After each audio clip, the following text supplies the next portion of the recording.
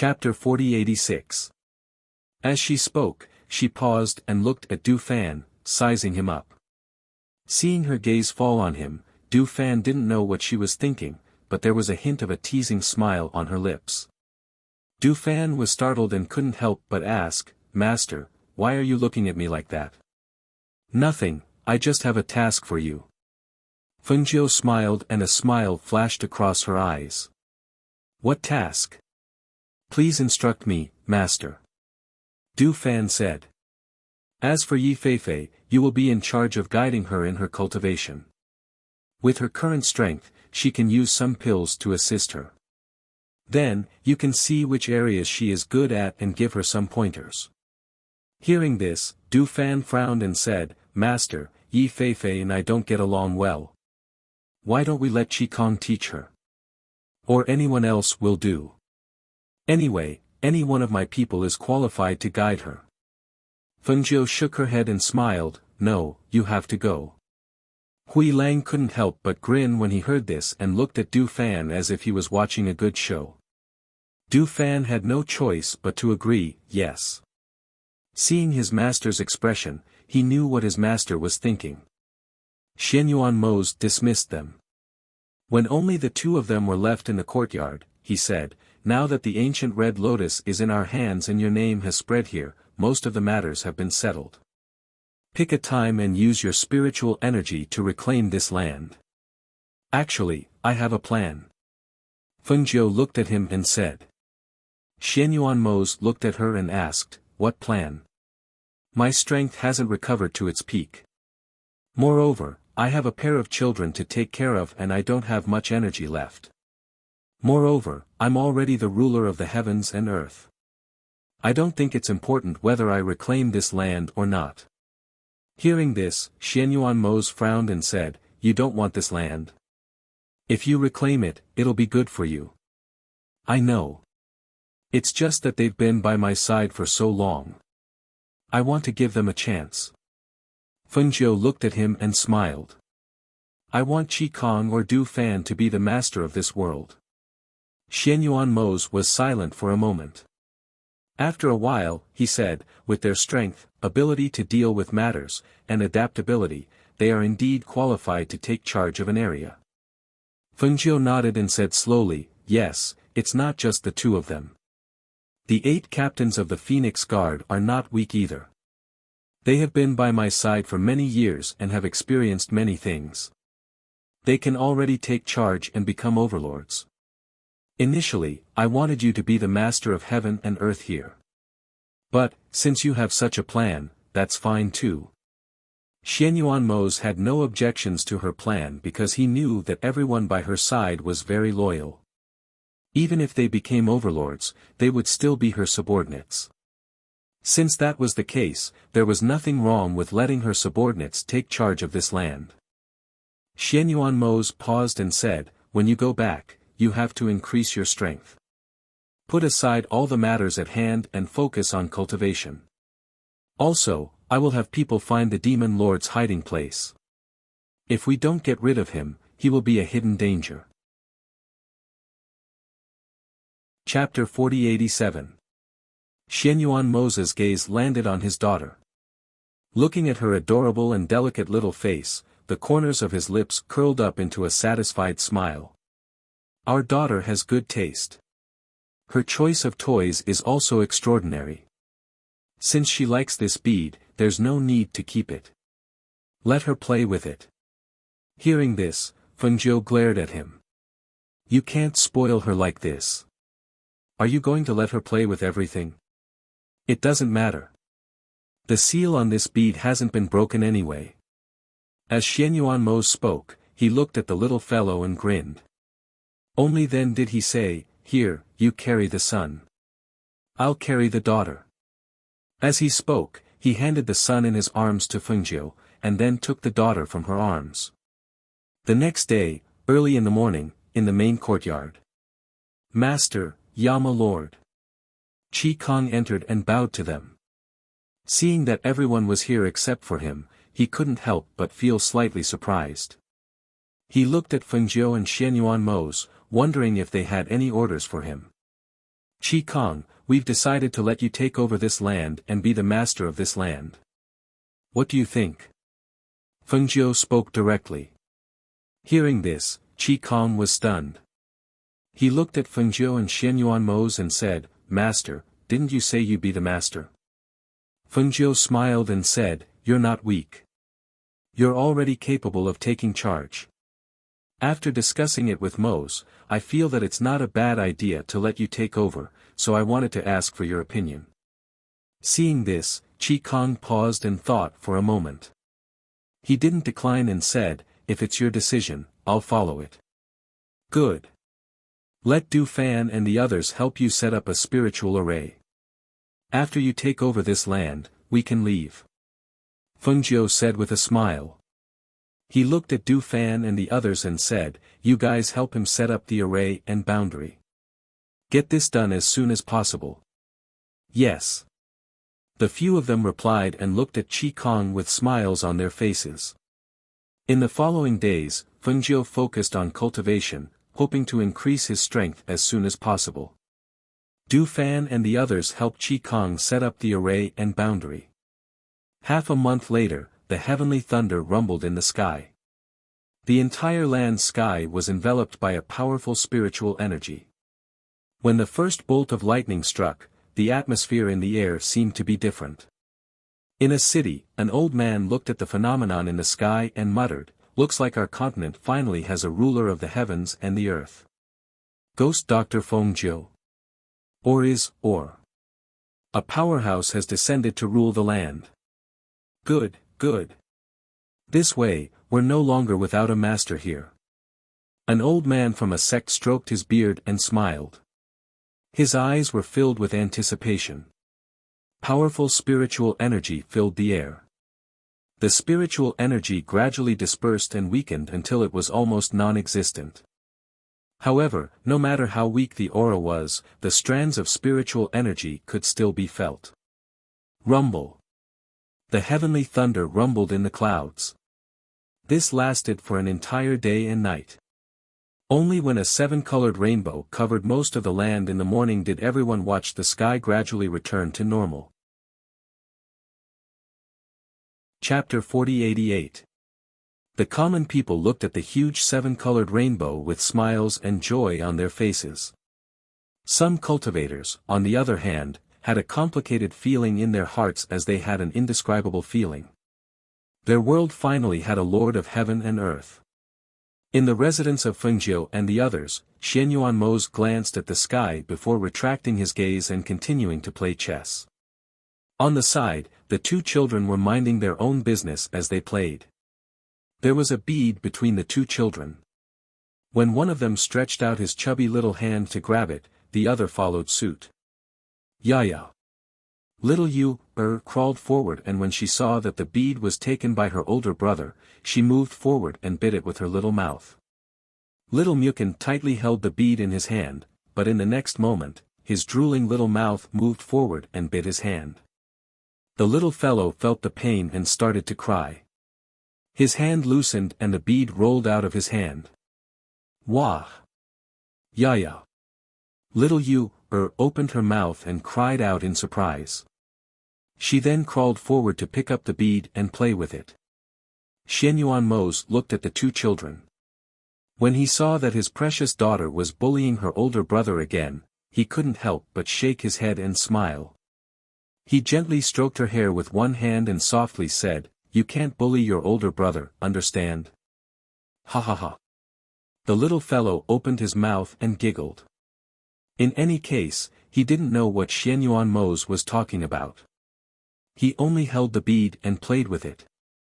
Sometimes, he would put it to his mouth and bite it. His face was smeared with saliva. Little dirty cat. Xian Yuanmo's helplessly smiled. He took out a handkerchief and helped her wipe the saliva off her face. Then, he called out to the outside, Go and bring the food for the two children. Yes. Leng Shuang and Yi Feifei, who were waiting outside the courtyard, responded. Come, Daddy will bring you to wash your hands. Xian Yuanmo's stepped forward and carried little Mukin to the side. He washed his little hands and face in a basin of water. Therefore, he didn't see that little Yu, who was sitting in the crib, took the bead and stuffed it into her mouth. She wanted to bite it as usual, but this time, she opened her little mouth and directly put the bead in her mouth. She didn't know how, but the bead slid down her throat and got stuck in her throat. Her little face, and on the other hand, her eyes were wide open. She waved her little hands and wanted to make a sound, but she couldn't. At this time, Xianyuan Moses sighed. His face, and on his side, when he saw his daughter's appearance, he quickly went forward and put his son down. He picked up his daughter and hung her head upside down while patting her back with one hand. Gotcha! Who would have thought that the sound of something cracking could be heard? Then, the bead fell out of Yu's throat. However, at this time, the bead had already split into two halves and fell to the ground. The ancient red lotus that was in the middle of the bead had also entered Yu's body at the same time the bead split. Wah! Wah woo woo woo! Little Mu Yu opened her throat and cried. But as she cried and cried, her body became as hot as fire. Her whole face also turned red and beads of sweat seeped out of her forehead. She seemed to be in pain and also seemed to be in discomfort. However, she couldn't say anything and could only cry loudly. Chapter 4089. An icy aura flowed into the child's body through his palm. However, what he didn't expect was that not only was his icy aura unable to suppress the scorching heat, but it also made the aura even more powerful. It was so powerful that it was boiling. When he saw that the child's clothes were burning due to his body heat, he immediately shouted, "Swallow Cloud!" Swallow Cloud, who was practicing with White, Yi, Hui Lang, and the others in the front yard, heard Xianyuan Moses' voice and immediately turned back. He was as fast as the wind and returned to the main yard almost instantly. Hui Lang, Yi, and the others, who were with Swallow Cloud, heard their master shout and their hearts sank. They immediately followed him to the main yard. "Yama Lord, what happened?" Swallow Cloud was the first to arrive at the main yard. As soon as he arrived, he noticed that something was wrong with the little master. When he came closer, he could even feel the heat from the little master's body. "Quickly go into the space and summon Audiobook. Quickly!" Xianyuan Moses shouted and ordered him to quickly return to the space. "Yes." Swallow Cloud immediately used his divine sense and in the next moment, he turned into a ray of light and disappeared. The master was practicing in the space and others could not enter. Only the contracted beasts who had a soul contract with her could return there.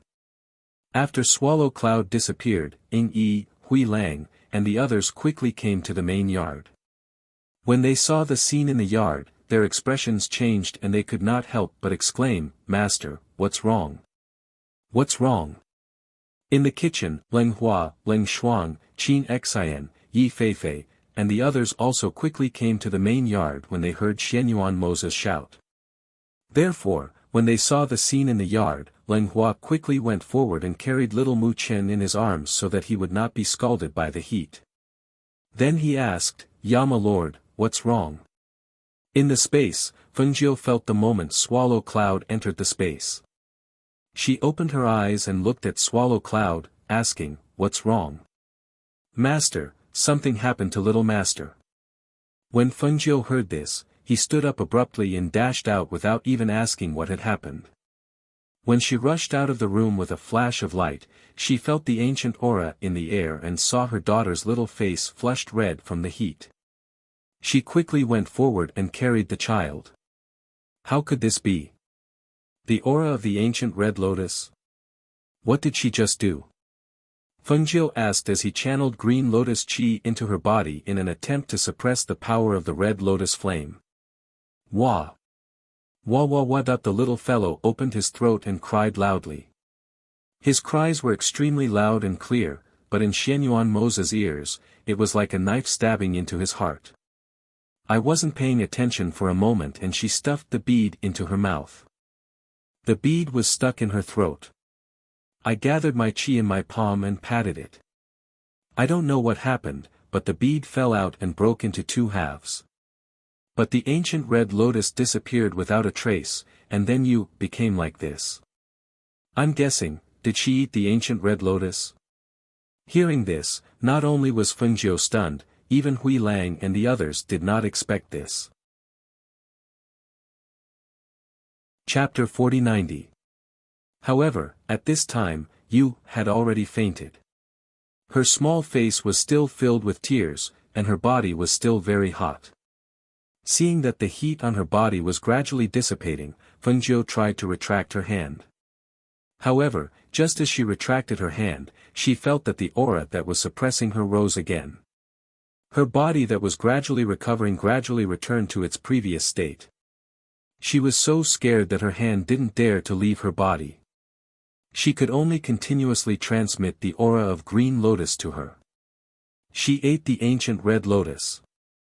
Fengjiu said, looking at her daughter, that ancient red lotus life flame is called red lotus karmic fire. This flame's power is extraordinary. If it was an ordinary person who ate the ancient red lotus, they would only end up burning to death. Hearing this, Xianyuan Mose couldn't hide the worry on her face. She asked, then how is she now? Can you suppress this red lotus karmic fire? Fengjiu was silent for a moment. Then she said, suppressing it is useless. If we can't draw it out, then we can only let you become its master. Fengjiu said, and the aura of green lotus in her hand was once again transmitted into Yu's body. She used the aura of green lotus to suppress the flame of the ancient red lotus.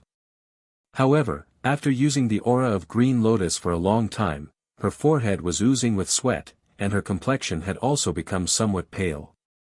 Seeing this, Xianyuan Mose condensed spiritual power in her palm and transmitted it into Fengjiu's body. Looking at this scene, Grey Wolf, Ying, Lenghua, and the others all looked solemn. Their hearts were in their throats.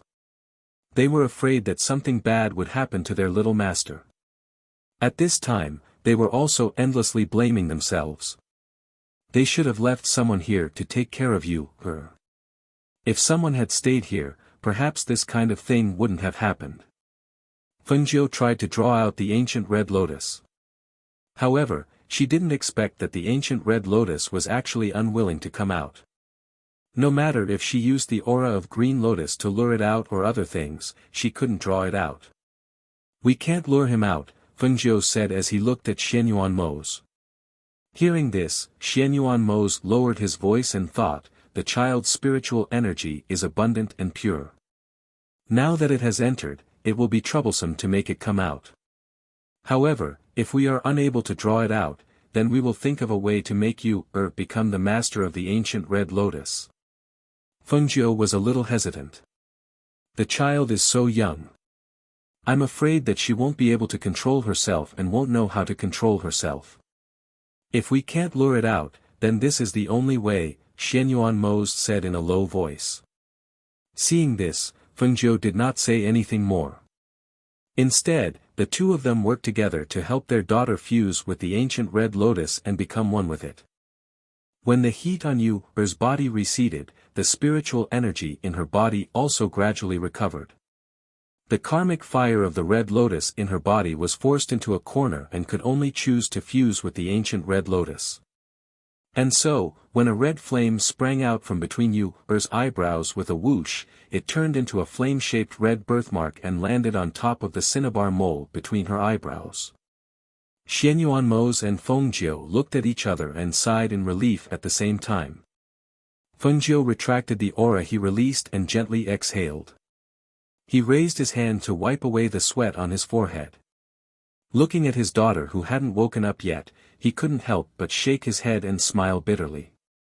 I've tried several methods to open the ancient red lotus but I still couldn't. I didn't expect that it would become yours in the end. It really is fate. Chapter 4091. Xianyuan Mose and Fengjiu looked at the red flame on little Yu's forehead, their eyebrows slightly furrowed. They looked at each other. Xianyuan Mose remained silent while Fengjiu said, "She's fine for now.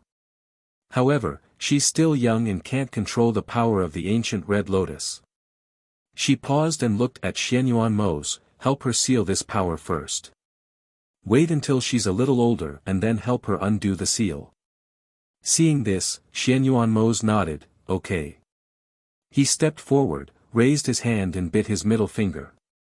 A drop of blood seeped out from the tip of his finger. Following that, he condensed spiritual power in his hand and with a soft chant, the drop of blood from his middle finger flew into the space between little Yu-Er's eyebrows. As the drop of blood flew into her body, the red flame on her forehead also disappeared. "That's enough." As Xianyuan Mose spoke, he stepped forward and carried his daughter. He said to Fengjiu, "I'll take her inside first." As he spoke, he walked into the room. Fengjiu watched him carry his daughter into the room and then withdrew his gaze. He looked at everyone in the courtyard and said, "The fact that the ancient red lotus is with you, must be kept a secret. Don't let this news leak out." "Yes." Everyone responded and looked at each other. "Disperse." Fengjiu motioned for them to withdraw. Then, he carried Mu Chen and walked into the room. Lang Hua and the others left the courtyard. When they were outside, they glanced at each other. Grey Wolf let out a sigh of relief and said, "Just now, I was really frightened. When I rushed over, I saw young master's red face. I was so scared that I broke out in a cold sweat.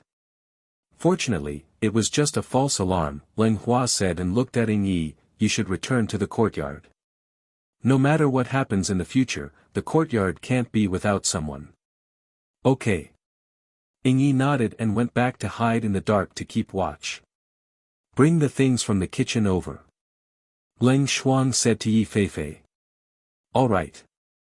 Yi Feifei responded and left first. In the main courtyard, Fengjiu walked in with her son in her arms. She saw Xianyuan Mose sitting by the bed and looking at his daughter who was still sleeping. Seeing that he was still holding the child's little hand, she walked forward and said softly, "Don't worry, she's fine. She'll wake up soon. I shouldn't have given that pearl to you, to play with." Xianyuan Mose said, his face was full of self-blame. Fengjiu sat down by the bed with her son in her arms and put him down. She saw the little fellow crawling to his little sister's side and sitting there, crying out. Looking at this scene, she couldn't help but reveal a smile. Looking at her son and daughter with a gentle expression, she said, "Even you and I couldn't open the seal on that pearl. However, due to a freak combination of factors, you, was able to open it. Perhaps, this is the destiny of the underworld." Xianyuan Mose remained silent and didn't speak. He only looked at his sleeping daughter. Seeing him like this, Fengjiu accompanied him for a while. They chatted and talked about some matters regarding the ancient red lotus. When evening came, Yu, who had been sleeping all along, finally woke up. "Wuwa, Wuwa!" The little fellow opened his throat and cried. He didn't even open his eyes and kept drilling into Xianyuan Mose's bosom. Chapter 4092. When the little girl heard the familiar voice and smelled the familiar scent, her sobbing gradually became softer. She opened her teary eyes and looked at Xianyuan Mose. She pursed her lips pitifully and made Xianyuan Mose's heart melt. "It's Daddy's fault. Daddy didn't take good care of you," Xianyuan Mose said as he gently stroked his daughter's black hair. Fengjiu looked at his daughter's watery eyes as she looked at her father. She pursed her lips pitifully and he couldn't help but smile. He reached out and gently held his daughter's hand. You really scared your daddy." The two of them stayed in the room with their daughter until Qi Kong and the others returned at night. Only then did the two of them leave the room. "Master, Yama Lord." Qi Kong, Du Fan, and the others bowed to the two of them. "You're back. Is everything done?" Fengjiu asked. His gaze swept past the few of them and landed on Qi Kong. Seeing this, Qi Kong replied, it's all done. I've also opened up the boundary between heaven and earth. We can go back at any time. Then let's go in 3 days. We'll leave in 3 days. As Fengjiu spoke, he glanced at them and said, go back and have a good rest. There's nothing to do for the next 2 days. Rest well and prepare to set off. Yes. The few of them replied. They looked at each other and paused for a moment. Du Fan asked, Master, when we came back, we heard from Hui Lang that the ancient red lotus is now with little master. Will anything happen to it? When he heard their question, Fengjiu said, the ancient red lotus has been sealed. There shouldn't be any problems at the moment. That's good. After saying that, they bowed and retreated. The next morning, an old Taoist dressed in a grey robe stroked his beard as he crossed the street. He stopped in front of the house where Fengjiu and the others were. He raised his head and looked at the top of the house. Purple qi circled around the house, and auspicious qi soared into the sky. He could not help but smile and nod to himself. As expected of the Lord of Heaven and Earth, the true dragon and auspicious phoenix. This level of purple qi is not something that ordinary people can possess. As he spoke, he stood outside the house and looked at the sky. Then, he looked at the tightly shut door of the house. In the end, he did not take another step forward. After an unknown period of time, he sighed softly and shook his head. In the end, he raised his foot and took a step forward. He arrived in front of the door and knocked on the door.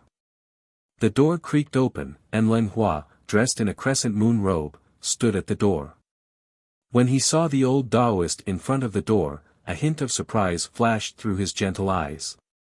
This surprise flashed past extremely quickly, as if it had never appeared. Who are you looking for? Leng Hua asked gently. I'm looking for your little master. He said slowly, stroking his beard with one hand. Leng Hua smiled and asked, how should I address you? Why are you looking for my little master? I'm Wu Yuzi. I'm here for your 2 little masters. As the old Taoist spoke, his eyes narrowed and he smiled. Hearing this, Leng Hua pondered for a moment. Then, he turned sideways and gestured for the old Taoist to enter. Please come in and have a cup of tea. Okay. The old Taoist responded. With a wave of his wide sleeves, he followed him inside. Chapter 4093. Yes. Yi Feifei agreed. After making tea, she went to the hall. When she arrived at the hall, she saw an old Taoist sitting there looking around. When he saw her come in, he looked her up and down and then revealed a strange smile. She suppressed the strange feeling in her heart and brought the tea forward with a smile. Please have some tea, Taoist. Thank you, Mississippi. The old Taoist smiled and thanked her. Seeing that she was about to leave, he said, Miss, please wait. Yi Feifei was stunned and stopped to look at him. She asked, is there anything else? Ha ha ha, it's nothing. It's just that it's a little boring to wait here alone. Why don't you chat with this poor Taoist? He said with a smile and stroked his beard while looking at her. Seeing this, Yi Feifei paused and said, those who come are guests and I'm just a servant. I don't dare to chat with a guest. Why don't you have a cup of tea first? Hearing this, the old Taoist took a sip of the tea and put it down. He smiled and said, tea needs to be drunk and words need to be said. Just for the sake of this cup of tea that you made for me, I have to remind you that you will have a tribulation. This is no small matter. If you're not careful, you'll lose your life here. Hearing this, Yi Feifei frowned and the smile on her beautiful face disappeared. She looked at the old Taoist and said softly, isn't there a saying that if it's a blessing, it's not a curse? If it's a curse, it can't be avoided. It doesn't matter whether it's a tribulation or not. If it's not time for me to die, I'll be able to cross the tribulation that you mentioned. Saying this, she bent her knees slightly and bowed. I still have something to do. Please help yourself. When she finished speaking, she turned around and saw Du Fan standing there looking at her. Seeing him, Yi Feifei pursed her lips and lowered her head slightly before retreating. Du Fan put his hands behind his back and watched her walk past him. When she walked out quickly, he retracted his gaze and looked at the old Taoist inside. With just a glance, he recognized that the old Taoist was the monk's so-called old friend. But he didn't expect that the old Taoist who didn't have much contact with them would come to them now. That monk had already left. What was this old Taoist doing here? Taoist leader, I trust you've been well since we last met. Du Fan walked in and cupped his hands. Hearing this, the old Taoist was startled for a moment before smiling. He got up and clasped his hands. Speaking of which, this is the first time this old Taoist has come to visit. Although this is the first time we've met, we're no strangers to you. Du Fan walked into the hall with a smile and gestured for him to sit down. The old priest smiled. They naturally knew that the monk had gone to his place. As for him, they had probably investigated his background as well. Just now, Taoist priest, did you say that the girl will face a calamity? Du Fan asked, his gaze landing on the old Taoist priest. That's right. Furthermore, this tribulation is extremely dangerous. The old Taoist nodded as he spoke. Du Fan smiled warmly and said, Taoist Wu Yuzi's name is very famous. Many people want to see you, but it's hard to get a chance to see you. I'm curious, why did Taoist Wu Yuzi come here? Could it be that you're here to help that girl? Ha ha ha, young Master Du, you don't have to guess or be suspicious. I'm not here for anyone else. I'm here for the two young masters of your residence. He stroked his beard and smiled. He didn't mind Du Fan's straightforward reply. Chapter 4094. Taoist priest, please speak your mind. Fengjiu walked in from outside, followed by Leng Hua. Seeing Fengjiu, the old Taoist priest stood up and bowed to her. Greetings, Phoenix Master. Taoist priest, please take a seat. Fengjiu gestured for him to sit. She walked to the main seat and sat down. Then she looked at the old Taoist priest sitting on the left and asked, Taoist Fa, what do you mean by what you said earlier? The old Taoist priest looked at Fengjiu, stroked his beard, and chuckled. I'm not the same as that monk. That monk always talks about not revealing the secrets of heaven, but I'm different. There are some things I can't say, but there are some things I can say. Fengjiu looked at him and didn't say anything. Yi Feifei came in with tea and poured tea for Fengjiu and the others. Then he quietly retreated to the side. Fengjiu didn't need to speak. The old Taoist priest stroked his beard and said, the Emperor Star and the Phoenix Star are unique existences in the world. However, due to the unpredictability of the heavenly Tao, the Emperor Star, which was originally a heavenly calamity star, changed because of the Phoenix Star. Not only did you two marry, but you also had a son and a daughter. This is truly a mystery of the heavenly Tao. You know, logically speaking, a heavenly calamity star is a person who has cut off all emotions and love. It's impossible for them to have these things. The old Taoist priest paused and looked at Fengjiu. He continued, the corresponding stars of the Emperor Star and the Phoenix Star are dazzling and shining. It can be said that the fated stars have been set long ago.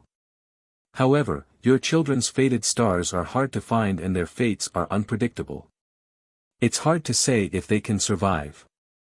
This was the second time Fengjiu heard such words. The monk said it last time, and this time, the old Taoist priest said it too. However, both the monk and the old Taoist priest were capable people. They weren't the kind of people who spoke without thinking. Therefore, her heart sank. When one person said this, she told herself that man could conquer the heavens. When two people said this, she told herself that fate could be changed. However, the heaviness in his heart and the worry in his heart could not be ignored. She picked up the teacup and took a sip. As the tea flowed down her throat, her heart calmed down. Then, she said, "Taoist priest, I've already heard those words." "Ha ha ha, that monk said it." The old Taoist smiled and said, "Looks like that monk isn't someone who doesn't know how to be flexible. However, he definitely didn't say how to break it, right?" Fengjiu's eyes flashed as he looked at the old Taoist. "Are you sure?" The old Taoist looked like he knew it. He stroked his beard and said, "Because the monk doesn't know how to crack it." "Could it be that you know?" Fengjiu asked. "I didn't know before, but I only found the method recently." He looked at Fengjiu and said, "The children of the Emperor Star and the Phoenix Star are dragons and phoenixes among men from the moment they are born. Once they are born, they cause a sensation on this continent and attract the blessings of powerhouses from all over the world. They should be the children of fortune from all over the world. Unfortunately, their fated stars are hard to find and their lives are unpredictable. I can imagine that if they grow up, they will definitely be legendary existences like their parents. Therefore, I really can't bear to see them die at a young age without any solution." Chapter 4095. Fengjiu's heart skipped a beat because of his words. She listened intently to him, but he suddenly paused and did not continue. She felt as if her breath was stuck in her throat, unable to move up or down. It was very uncomfortable. "Taoist priest, if you have something to say, please speak frankly," Fengjiu said slowly, her cold gaze landing on him. "They must find their fated stars. Only when their fated stars are lit can they be considered as people who truly belong to this world. Moreover, after lighting up their fated stars, they will face 81 tribulations. Only after crossing these 81 tribulations can they be considered to have truly crossed this tribulation." He looked at Fengjiu, stroked his beard and said, "Because of the strangeness of their fated stars, if they cannot find their fated ones like Di Xing, then even if they cross the 81 tribulations, they can only face the endless years alone. After all, as I said before, if Di Xing did not meet the Phoenix Master, his fated stars would also be alone in this life." Fengjiu thought for a moment and asked, "The fated stars that Taoist priest is talking about, are they? Everything in this world corresponds to the stars in the sky. The fated stars of the two children are dim and have no light. They can find a powerful object to form a contract with them. The fated stars will be shared and the two stars will shine together." The Taoist priest looked at Fengjiu and smiled. "The Phoenix Master's soul does not belong to this world, but her soul is so powerful that it is like she has taken over someone else's body. Therefore, it is different from the two children. However, the Phoenix Master has formed a fated contracts with the ancient fire phoenix and has the ancient green lotus in her body. Naturally, she is not ordinary. If the two children also have such good fortune, they will naturally not have to fear the fated ones." Fengjiu was silent. She roughly understood what he meant. The method he was talking about was to let the two children form a fated contracts with a powerful contract chariot. In addition, they had to go through 81 tribulations. If they did not want to be alone for the rest of their lives, they had to have the good fortune to meet their fated ones. And this so-called person of destiny was an unfathomable existence. Perhaps it existed, perhaps it didn't. As for whether or not one could meet it, that was up to fate. The most important thing is that before their fated star is lit, they cannot leave this world that blessed them. Otherwise, their life and death will be unpredictable. The old Taoist looked at Fengjiu with a serious expression. "We can't leave this place." Fengjiu was startled. The old Taoist nodded with a serious expression and said in a deep voice, "Before their fated star is lit up, they cannot leave this place. This is because of the strange phenomenon in the sky when they were born, and also because they are anomalies. It was this land that protected their safe birth, so if they leave before then, their souls will be unstable and their life and death will be uncertain." Fengjiu and the old Taoist priest were talking in the hall. In the main courtyard, Xianyuan Mose looked at the two children playing there. Their innocent faces were blooming with happy smiles. He couldn't help but curl his lips into a gentle smile. Seeing that Fengjiu had been gone for so long, he looked outside and saw Ling Shuang waiting outside the courtyard. He asked, "Ling Shuang, who is it?" Fengjiu had gone to the front courtyard after hearing the report and still hadn't returned. Who was it? What were they talking about? Chapter 4096. Hearing that, Xianyuan Mose responded. His deep gaze fell on his daughter's body. Seeing the little one giggling and playing there, he couldn't help but be slightly absent-minded. In his mind, he recalled the words that the monk said that time. Ling Shuang saw that he was sitting and thinking about something. The tea on the table was already cold, so he made another cup of tea for him. As soon as the tea was placed down, he heard footsteps outside. "Master." Ling Shuang turned around and bowed to Fengjiu. "Yes." Fengjiu responded and walked in. His gaze fell on Xianyuan Mose. His words were directed at Ling Shuang, "Tell them to put down what they're doing. We're not going back for now." Hearing this, Ling Shuang was stunned for a moment, then responded, "Yes." He didn't ask why, but just followed the order. "What did the old Taoist say to make you change your itinerary?" Xianyuan Mose asked, his gaze falling on Fengjiu. Fengjiu sat down at the table, picked up the tea in front of him, and drank 2 mouthfuls. After calming down, she told him what the old Taoist said to her. Finally, she said, "Whether it's true or not, I don't dare to take this risk." Hearing this, Xianyuan Mose frowned slightly and didn't say anything for a long time. He didn't expect this to be the case. "Can't leave here?" "How much of what he said is true?" Xianyuan Mose asked. After sitting in the hall for a while, he left. He didn't ask for anything in return. Obviously, he didn't ask for anything else. He just came to tell us this. Fengjiu paused, then continued, "After seeing him off, I chatted with Du Fan and the others for a while. I don't think he made up a reason at all. Moreover, what he said was well-founded, so that her voice stopped at this moment, and she didn't continue speaking. Her meaning was already very clear. When Xianyuan Mose heard what she said, he knew what she meant, so he said, "All right then. Since that's the case, let's drop our original plan and stay here for now. However, if we stay here, I think we should move to a quieter place." Now that they were here, it could be said that those people knew they were here. Their every move was under everyone's observation. Although those people didn't dare to stare at them openly, they knew what they were doing. Although they didn't have any ill intentions, no one liked their every move being watched by others. "Yes, I have the same idea. Fengjiu says. I'll ask them to look for it.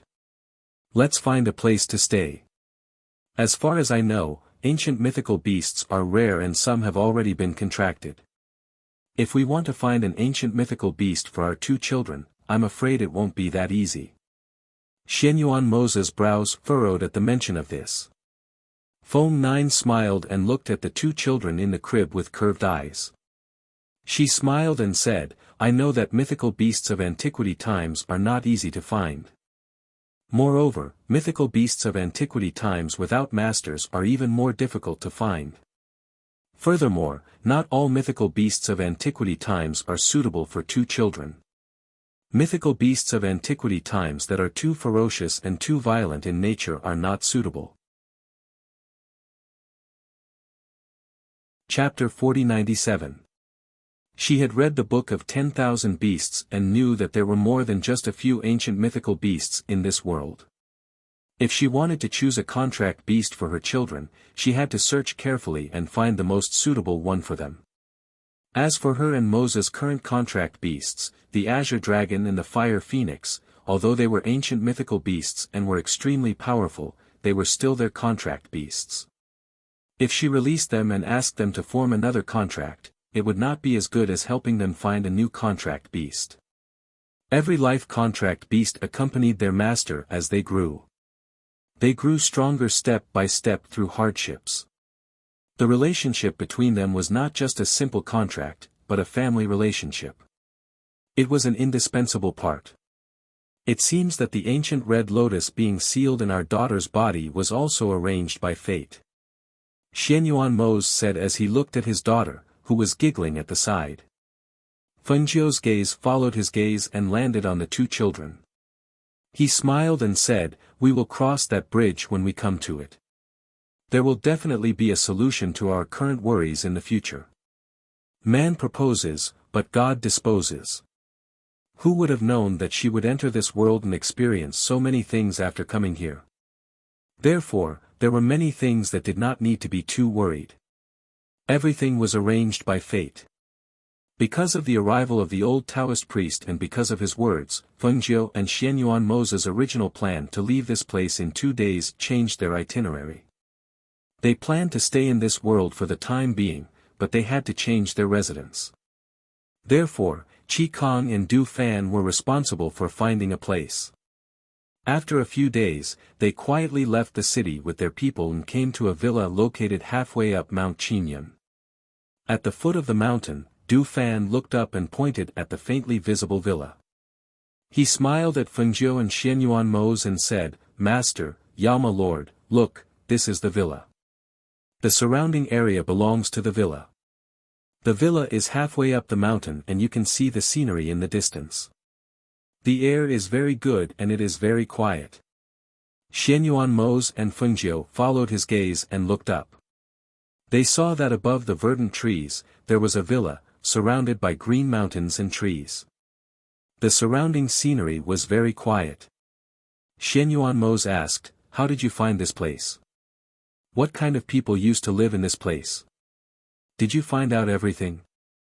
"Don't worry, Yama Lord, we found out everything." Du Fan continued, "This villa used to be a summer resort for an aristocratic family. They sold this place because of their relocation, so we bought it. All the procedures have been taken care of, so there are no problems or troubles." Hearing this, Xianyuan Mose nodded. Then, he held Fengjiu's hand and walked up the path in the forest. The people behind them followed. Bai Qingcheng and Leng Shuang each carried a child.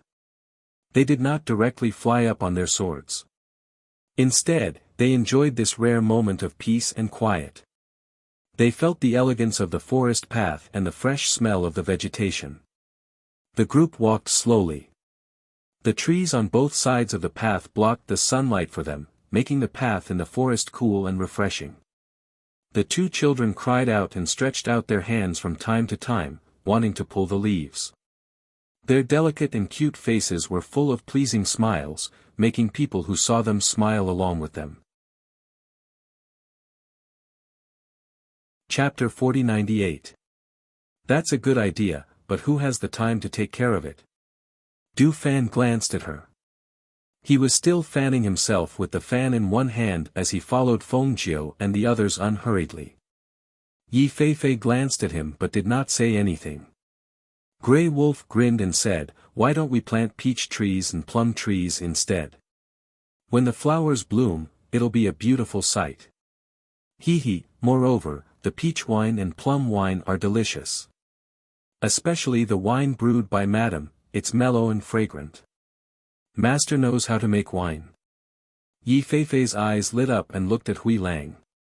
Of course, Madam is omnipotent. Making wine is a piece of cake. Hui Lang raised his head proudly and said to Yi Feifei proudly, "Madam also gave me a jar of peach wine. I buried it under a peach tree in the Peach Blossom Cove. When I go back, I will dig it out and treat you to a drink." Yi Feifei's eyes lit up and asked curiously, "Where is the Peach Blossom Cove? What kind of place is it?" "It's a very beautiful place. It's very far away from here. If Master goes back in the future, we'll take you to see it," Grey Wolf said, patting her shoulder as if she was a brother. After taking the picture, he realized that the other party was a woman. He couldn't help but smile embarrassedly. He scratched his head a little embarrassedly and said, "Look at my careless personality. I accidentally mistook you for a man again." Yi Feifei's mouth twitched and she did not know what to say. She instinctively looked down at herself. Did she look like a man? I always mistook her for a man. Du Fan's light voice came from the side. When Yi Feifei heard this, he couldn't help but glare at him, but he saw him stride forward and go to the front to talk to his master. They all like to joke and are very nice people. After some time, you will know. Bai Qingqing said with a smile and asked Yi Feifei not to mind. After all, when she had just started following her master, Du Fan and the others had made things difficult for her much more than Yi Feifei. However, after getting along with them for a long time, she knew that they were all very good people, especially after getting their approval. No matter what they did, they would protect their own people. That kind of protection was like family, making people feel warm and touched. Yes, I know. Yi Feifei nodded. During this period of time when she was by her master's side, they were indeed very good to her. Of course, it was also common for her to quarrel with Du Fan occasionally. Seeing that she had been carrying the little master the whole way, Yi Feifei said, "Let me carry you." Bai Qingqing smiled and said, "You haven't interacted much with the little masters. Some of them are still shy and won't let you hug them." "I see. All right then." As she spoke, she looked at the little master who was lying on Bai Qingqing's shoulder and blinking at her. She could not help but smile. The group of people walked up until they arrived at the entrance of the villa.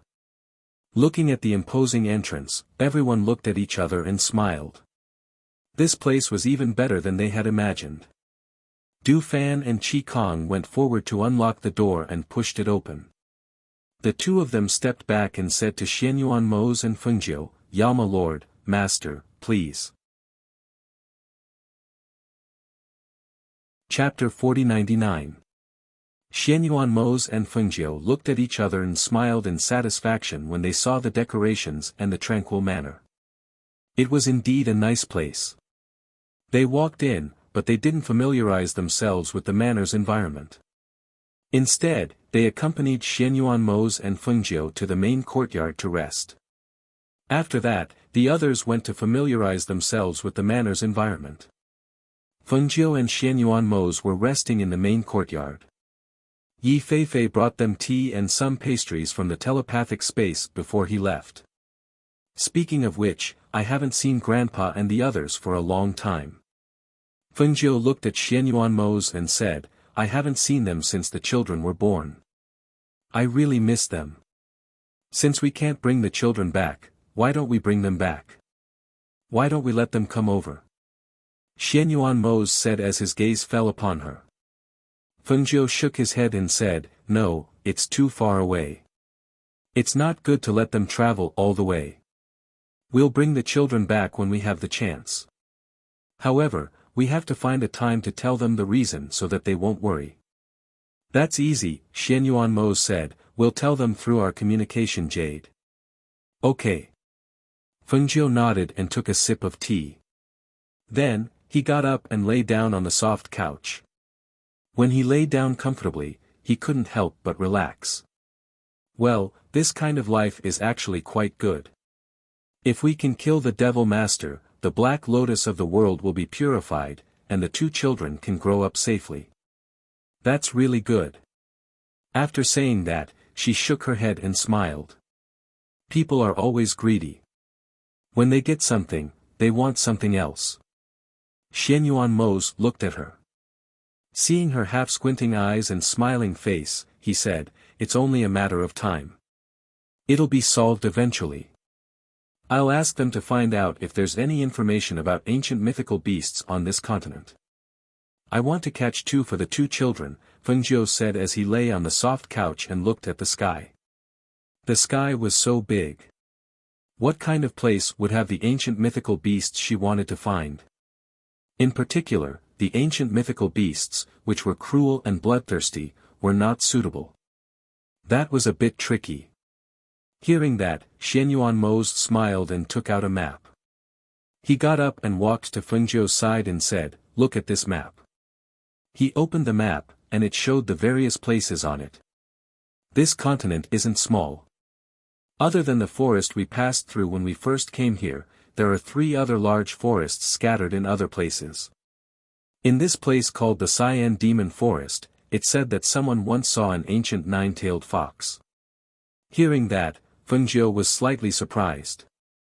She sat up and looked at the place his hand was pointing at. An ancient 9-tailed fox. Yes, it once appeared in this forest.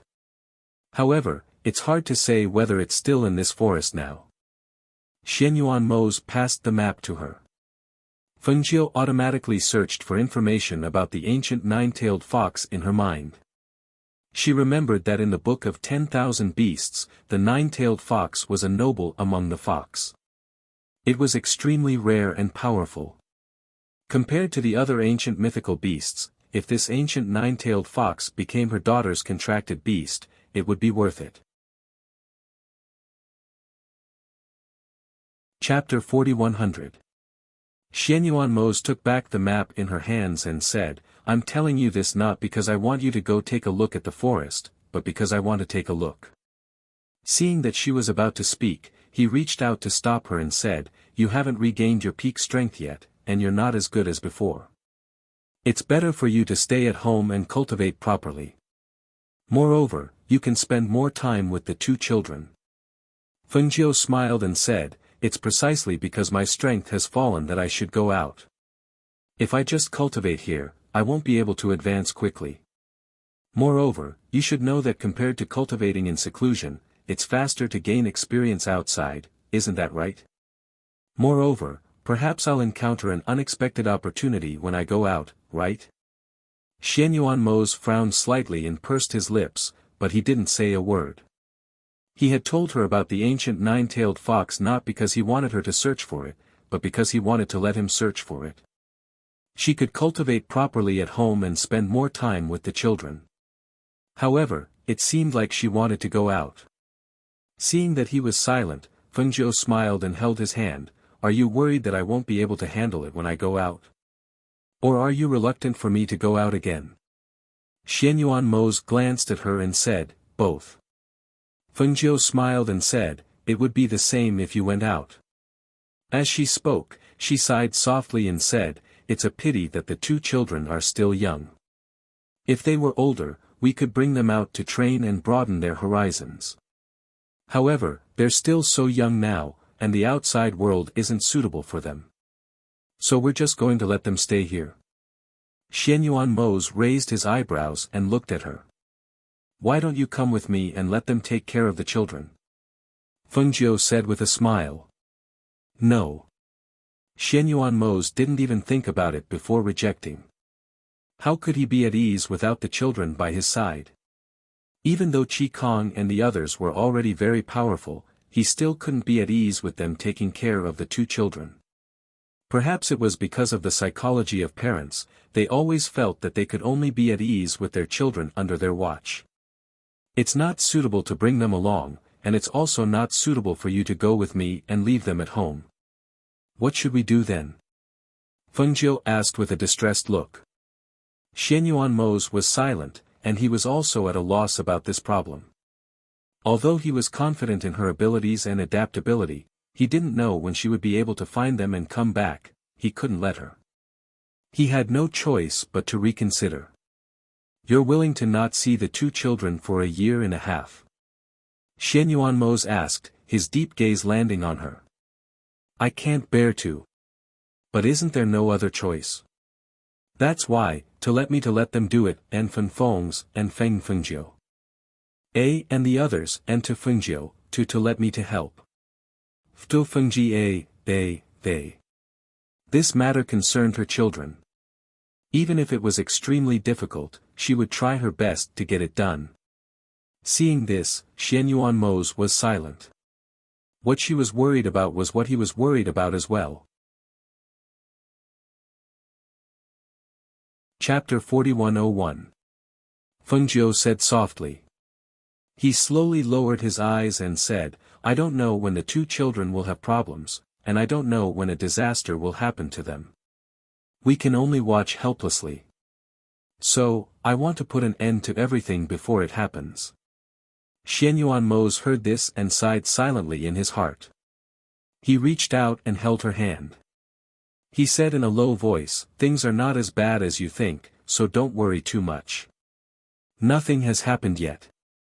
Whether it will happen or not, it is still unknown." He paused and thought for a moment. After a while, he said, "Since you want to go, then you can go. But you have to bring a few people with you. Don't be alone." Fengjiu smiled and held her hand tightly. He said, "Right now, we are just talking about this. We haven't decided when to go. It is too early to talk about this." She stood up, took his hand and said, "Why don't we walk around the manor and take a look? The children are still asleep. If we leave, what if they wake up later?" Xianyuan Mose said. "It doesn't matter. Ying Yi is here." She looked into the darkness and smiled. Ying Yi, who was as silent as a shadow, had been guarding in the dark. So, even if they were not in the courtyard, they did not have to worry about the two children. Hearing this, Xianyuan Mose nodded. "Well, then let's go. We can also ask them to cook some porridge for the children." As they spoke, the two of them walked out. The two of them strolled around the manor hand in hand, looking around and admiring the scenery in the manor. The entire manor was not small.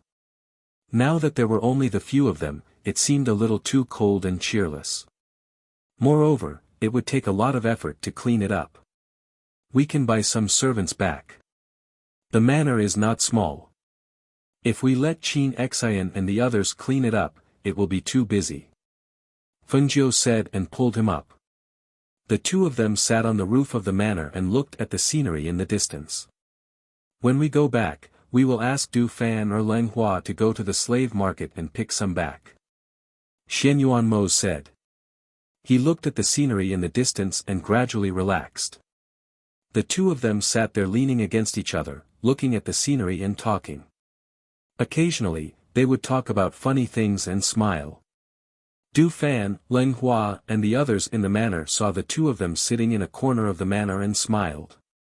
Looking at the warm scene of them leaning against each other, they all smiled at each other. They stayed in the manor for a month. One day in the morning, Fengjiu called all of them to the hall and told them her plan. "I plan to go out and look for the ancient nine-tailed fox in the Cyan Demon Forest.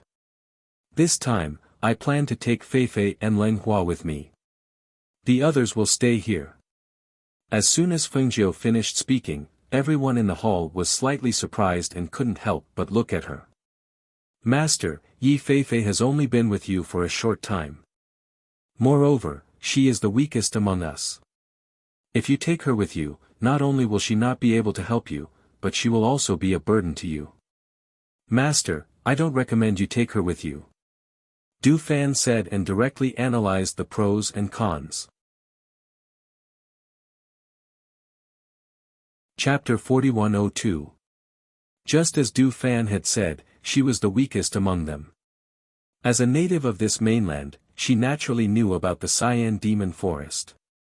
Her master actually said that he wanted to bring her along to such a dangerous place. If she went, not only would she not be of any help, she might even need her master to protect her. She might even become a burden to her master. When she thought of this, she began to worry. "Master, he's right. My strength is the weakest. I'm not afraid of the dangers inside, but I'm afraid of dragging you down." Yi Feifei looked at her uneasily. His heart was beating fast and he was very nervous. "Master, he's right. My strength is the weakest." Qi Kong glanced at Yi Feifei and said, "Master, the Azure Demon Forest is one of the 4 most dangerous places. If Master wants to go, why don't you take Yi Feifei away and choose 1 or 2 of us to accompany you? With Yi Feifei's strength, it's not suitable for her to go to such a place." Fengjiu's lips curled into an indifferent smile and said, "Which one of you didn't go through this before? Are you saying that the places I brought you to previously were very safe? Tell me, Which one of you didn't go from weak to strong? Which one of you didn't go through countless trials and tribulations to stand here? She paused and chuckled. Her gaze fell on the nervous Yi Feifei and said, I never keep useless people by my side. You've seen how outstanding they are. If you don't have the value you deserve, then you won't be able to stay by my side for long. Hearing Fengjiu's words, Yi Feifei's heart trembled. She looked at Fengjiu and secretly clenched her fists, saying, Master, I'm not afraid of danger. Just take me there. It's just that I'll be a burden to you. She was still a little worried about this. If you're afraid of being a burden to me, then work hard to make yourself stronger. Until you're strong enough that you won't be a burden to me. Fengjiu said and looked at them, saying, I don't know when I'll be back from this trip. In the time that I'm not around, you have to be responsible for the safety of these two children. Originally, everyone didn't agree with her bringing Yi Feifei along. But from what she said, which one of them didn't go through the same thing? They thought back to the time when they were young and weak. They had also grown up step by step. It was their master who brought them to the dangerous forest to gain experience. It was their master who allowed them to improve their fighting strength and adaptability through actual combat. Back then, they had also done the same. Now, what qualifications did they have to stop their master from bringing Yi Feifei to gain experience? Thus, they looked at each other and said, Master, we'll protect little Master Xianyuan Mose, who had been silent the entire time, drank his tea and listened to their conversation. When they were done, he put down the teacup in his hand and looked at Fengjiu. I have no objections to you bringing Ling Shuang and Yi Feifei out, but since you're bringing them out, why don't you bring Du Fan along as well? Oh. Chapter 4103.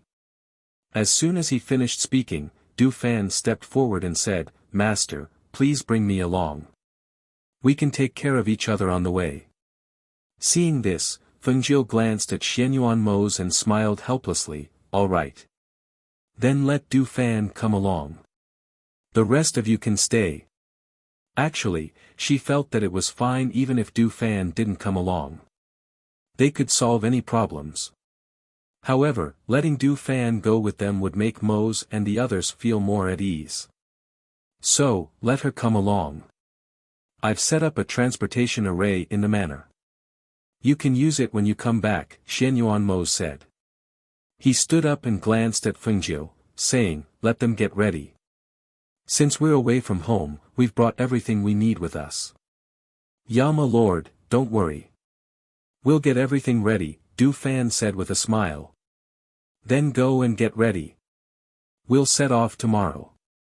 Fengjiu said and let Du Fan and the others get ready. Then, he said to Qi Kong and the others, let's go. With that, he held Xianyuan Mose's arm and walked out. The two of them walked in the manor, cherishing every moment they had together. The others were also very reluctant to leave Fengjiu. However, they also knew that their master had to go on this trip. They couldn't follow him, so they could only stay and guard the manor and their little master. The next morning, Qi Kong and the others waited outside the main courtyard. In the main courtyard, Fengjiu hugged the two children and kissed their pink cheeks a few times. Then, he handed the children to Bai Qingqing and Qin Xian. He said, remember to put more clothes on the children when it's cold. Don't let them go hungry. At night, make sure they're covered with blankets. Also, if anything happens to them, you must send me a message. Yes, the two of them replied and stood at the side with the children. Xianyuan Mose looked at her and said, you don't have to worry about this place. I will take good care of the two children. You just have to be careful outside. Yes, I know. She nodded and stepped forward to hug him. Then I'm leaving. Wait for me to come back. Xianyuan Mose reached out and stroked her hair. He planted a kiss on her hair and said, go. Fengjiu stepped back and looked at him deeply. He then looked at the two children before he turned and walked out. She did not turn back but walked out step by step. She was afraid that if she turned back, she would miss the two children, Mose, and them. Du Fan bowed towards Xianyuan Mose and nodded towards Qi Kong and the others. Only then did she lead Ling Shuang and Yi Feifei to follow behind Fengjiu and walk out together. Xianyuan Mose did not send her off. He stood in the courtyard and watched her figure disappear from his sight. Only then did he withdraw his gaze and look at the two children. Qi Kong and the others quickly chased after them and sent them out of the manor. They watched them leave on their swords until their figures disappeared into the clouds. Only then did they look at each other and sigh softly. "How long do you think Madam will take to return this time?" Hui Lang asked. His eyes were filled with reluctance as he looked in the direction they had disappeared. "I don't know. However, what is certain is that they will not return in a short period of time." Wei Feng sighed softly and shook his head. He said, "Let's go. Let's go back." Ling Shuang withdrew his gaze after a long time. He said warmly, "I hope that everything will go smoothly for Master and the others." Chapter 4104. On the other side, after Fengjiu and the others flew on their swords for some distance, they let Du Fan drive the purple gold spirit deer carriage in the air. The carriage galloped above the clouds, so the people below did not see it. Because the carriage was stable and spacious, and he did not need to fly on his sword, Fengjiu sat cross-legged in the carriage to cultivate. Yi Feifei, who saw the purple gold spirit deer carriage for the first time, was amazed. She and Ling Shuang sat in the carriage with Fengjiu, while Du Fan was in charge of driving the carriage. At this time, when she saw Fengjiu sitting cross-legged with his eyes closed to cultivate, she quietly lifted a corner of the curtain and looked through the window to see the sky outside. She saw that the wind was blowing outside.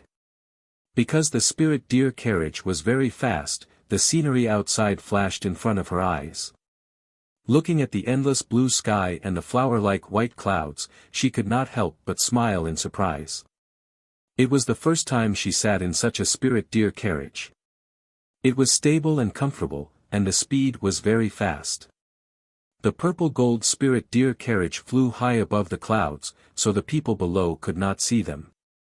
She even leaned against the window and watched. Occasionally, she could see cultivators riding on swords below them, passing by in a flash. Looking at the scenery outside, she was in a relaxed state. From time to time, she looked back at her master. She saw that her master was cultivating with her eyes closed, and Ling Shuang was sitting quietly with his eyes closed. She gently put down the curtain and leaned against the carriage door, whispering, "Du Fan. Du Fan." Du Fan, who was driving the spirit deer carriage outside, heard Yi Feifei's voice and asked, "What's the matter?" Seeing that he answered her, she smiled and asked with some curiosity, "I heard that the purple gold spirit deer eats gold coins. Is it true? Where did Master catch such a rare spirit beast?" "Master has 2 disciples, and this is a gift from one of them to Master." Du Fan paused for a moment before continuing, "You've been with Master for the shortest time. You'll know as time goes by." Yi Feifei leaned back and listened to his words. It was unknown what he was thinking, but he didn't say anything. After a long while, she asked, "Have you been by Master's side for a long time?" "Yeah, it's been a long time." Du Fan smiled, as if recalling the scene when he first met Fengjiu. "When I met Master, she was even younger than you are now." Who would have thought that the decision he made back then would directly affect his entire life? Many times, he rejoiced that the decision he made back then was the most correct one. The two of them chatted casually, and time passed by quickly. Du Fan hadn't rested much since they set off early in the morning. It wasn't until the sky darkened that he found a place to stop. He planned to rest for the night and continue his journey tomorrow. The spirit deer carriage gradually ran down from the clouds, and gradually slowed down. It wasn't until the purple gold spirit deer's hooves touched the ground that the carriage came down from the air and slowly moved on the ground. Du Fan drove the carriage to a small village in front and back. He saw a village in mid-air, so he chose to stop here. Chapter 4105. Although the village was in a remote place, there were occasionally passers-by who came in to rest. Therefore, when the villagers who were cooking saw the spirit deer carriage coming in, they all poked their heads out to look. When they saw the two spirit deer, the villagers were a little surprised. They had seen people from big families using spirit beasts to pull their carriages, but it was rare to see a spirit deer pulling a carriage. Moreover, this spirit deer carriage looked very big, and the two spirit deer were also very beautiful. Some children saw the two spirit deer and ran out to look in amazement. They wanted to get close but didn't dare to, so they just hid behind the adults and blinked their eyes. After entering the small village, Du Fan stopped the spirit deer carriage. He whispered a few words and learned that the master was still cultivating. He said to Leng Shuang and Yi Feifei, "Leng Shuang is in the spirit deer carriage to guard the master. Feifei, come down with me." Then, he jumped down from the spirit deer carriage. Yi Feifei followed him down. She glanced at the small village and quickly walked to Du Fan's side.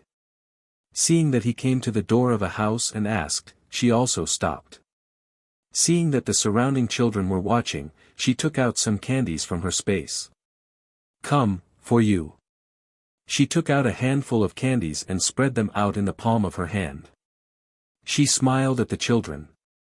However, although the children were envious of the candies, they didn't dare to go forward. They just stared at the candies and then looked at Yi Feifei. One of the children was about 3 or 4 years old. He was still wearing open pants and his face was dirty. Because he was young, he didn't know fear, nor was he afraid of strangers. After seeing the candies, he walked forward and grabbed a handful of candies in front of Yi Feifei. He then smiled happily. "Silly child, come back." The child's parents saw it and couldn't help but be surprised. They shouted and came forward. They reached out to hit the child. "How can you take things casually? Quickly return them." "Big sister, it's okay. It's just some candies." Yi Feifei quickly stopped them, so that the child wouldn't be hit.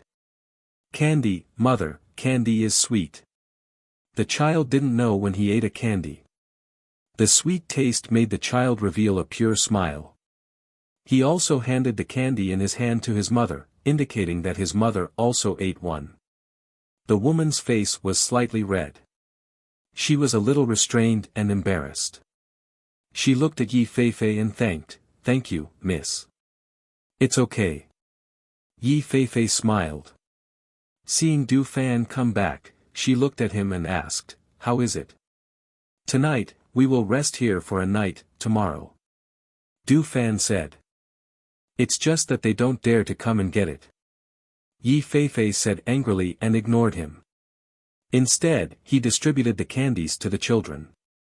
Yi Feifei looked at the children who took the candies and scattered, and the children's fathers who came out to thank her.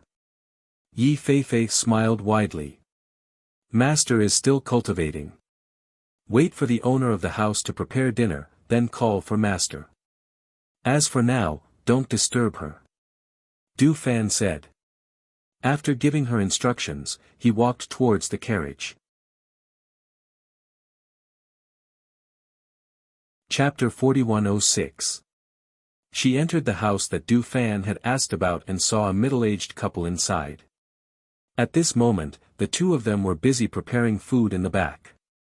She walked up with a smile and said, "Uncle, Auntie, are you the only two people in your house?" She had looked around when she came in, and it seemed like there were only the two of them in the house. The woman looked back at her with a smile and said, "Yes, it's just the two of us here. Our son, daughter-in-law, and grandchildren have all gone to the city. It's just the two of us who aren't used to life in the city, so we came back to live in the village." "Oh, I see that everyone in the village grows their own vegetables. Every household seems to have a vegetable field. Yi Feifei asked as she looked through the kitchen window at the vegetable field that was growing well behind the house. Yes. In the countryside, everyone grows their own vegetables. This way, we don't have to buy them. It's quite far from the city, so it's convenient. The woman busied herself as she helped her husband. The sound of things being chopped on the chopping board could be heard, making the house sound very lively. At this moment, the middle-aged man who was cooking turned around and revealed a simple and honest smile. He said, "Young lady, the food we just prepared is for the two of us. It's not enough even if we add your portion. However, there are vegetables in the back of the house. Go and see what kind of vegetables you want to eat. You can pick some and cook them. We still have some preserved meat at home. It's just nice that we can steam it for you. It's all farmhouse food, so it can't be compared to the big restaurants in the city. However, it's still delicious." The woman said with a smile as she put a bowl of sliced preserved meat into the pot to steam. Hearing their words, Yi Feifei nodded. "Okay. Then I'll go take a look at the back of the house and pick some vegetables," she said with a smile as she turned around and walked forward, going from the front to the back. Du Fan was sitting in the spirit deer carriage, fanning himself with the fan in his hand. When he saw Yi Feifei walk briskly towards the back of the house with a happy expression, he called out, "Yi Feifei, where are you going?" "I'm going to the back to pick vegetables," Yi Feifei said without looking back as she walked towards the back of the house. Du Fan heard her words and couldn't help but shake his head. He thought to himself, she really has nothing better to do after eating. They're already cooking, so why is she still running to the back to pick vegetables? In the spirit deer carriage, Fengjiu slowly exhaled and opened his eyes after smelling the aroma of the food. "Master!" Leng Shuang called. Fengjiu lifted the curtain and looked outside, asking, "Where are we?" "It's a small village. We'll rest here tonight. Du Fan has already made arrangements. We'll stay at the house in front of us for the night. The food should be ready soon," Leng Shuang said as he got up and walked out. Hearing that, Fengjiu smiled. Farmers' food is the most delicious. Also, I think the environment here is very peaceful. Let's go. Let's go down and take a walk. She also got up and walked out. After getting off the carriage, she looked around. "Master!" Du Fan called out from outside and told her the general situation. "Master, Leng Shuang, it's time to eat." Yi Feifei poked her head out of the house and waved at them. Seeing this, Fengjiu smiled and walked forward with them. Chapter 4107. Fengjiu glanced at the villagers and revealed a smile. Then, he walked with Du Fan and the others towards Yi Feifei's house. The head of the household and his wife placed the dishes on the table and stood to the side. When they saw Fengjiu and the others enter the house, they hurriedly went forward to greet them. "Quickly, sit down and eat. Otherwise, the dishes won't taste good when they get cold." After Fengjiu came in, he nodded slightly at the couple and smiled, "Sorry to disturb you. We can do this ourselves. You should also go and eat." "Not at all, not at all." When the couple saw the extremely beautiful girl smiling at them, their faces also revealed smiles. The woman said, "You should eat. We'll go to the back courtyard to eat. If there isn't enough food, just call us. I'll cook 2 more dishes for you." "Okay." Fengjiu smiled and nodded. After watching the two of them walk to the back, he gestured to the others, "Everyone, sit down and eat." As soon as he finished, the others walked to the table and sat down. Yi Feifei first picked up a bowl and scooped a bowl of soup for Fengjiu as she said, "Mistress, drink a bowl of fish soup first. I just tasted it and it's very fresh." "Okay." Fengjiu responded. After she scooped a bowl of soup for her, she scooped a bowl for Leng Shuang and then for herself. As for Du Fan, she left him to the side. Seeing this, a trace of a smile flashed across her eyes. Du Fan saw that she only scooped soup for the two of them and glanced at Yi Feifei, saying, "Why don't I need it? Aren't you treating me too differently? You're a big man, do you still need me to help you?" Yi Feifei glanced at him and picked up the bowl to drink a mouthful of soup. When the fish soup entered her throat, she couldn't help but reveal a smile. "In any case, I'm considered half your master. Don't you know how to respect your master?" Du Fan raised his eyebrows and looked at her. "You just threw away the cultivation method and let me cultivate by myself. How can you be considered half a master?" Yi Feifei curled his lips and picked up a mouthful of vegetables to eat. Seeing this, Du Fan shook his head and scooped a bowl of soup for himself. He smiled and squinted his eyes. "It's okay, we still have a long way to go. I'll find an opportunity to give you some pointers." Hearing the meaning of his words, Yi Feifei's hand paused. She glanced at him and whispered, "I don't know if he's a man or not. He's so narrow-minded." Du Fan's mouth twitched when he heard this. After glancing at her inexplicably, he picked up the soup and drank it. Just as he had said, there would be plenty of opportunities to deal with her in the future. Fengjiu and Ling Shuang observed their expressions and words as they ate. Fengjiu's lips curved into a smile as if he was watching a good show, while Ling Shuang's eyes flashed with a look of contemplation. At the dinner table, a few people occasionally chatted or praised which dish was delicious. When they were almost full, Yi Feifei, who was sitting on the chair, could not help but pull his collar and fan his face with one hand. He said, "Why do I feel so hot?"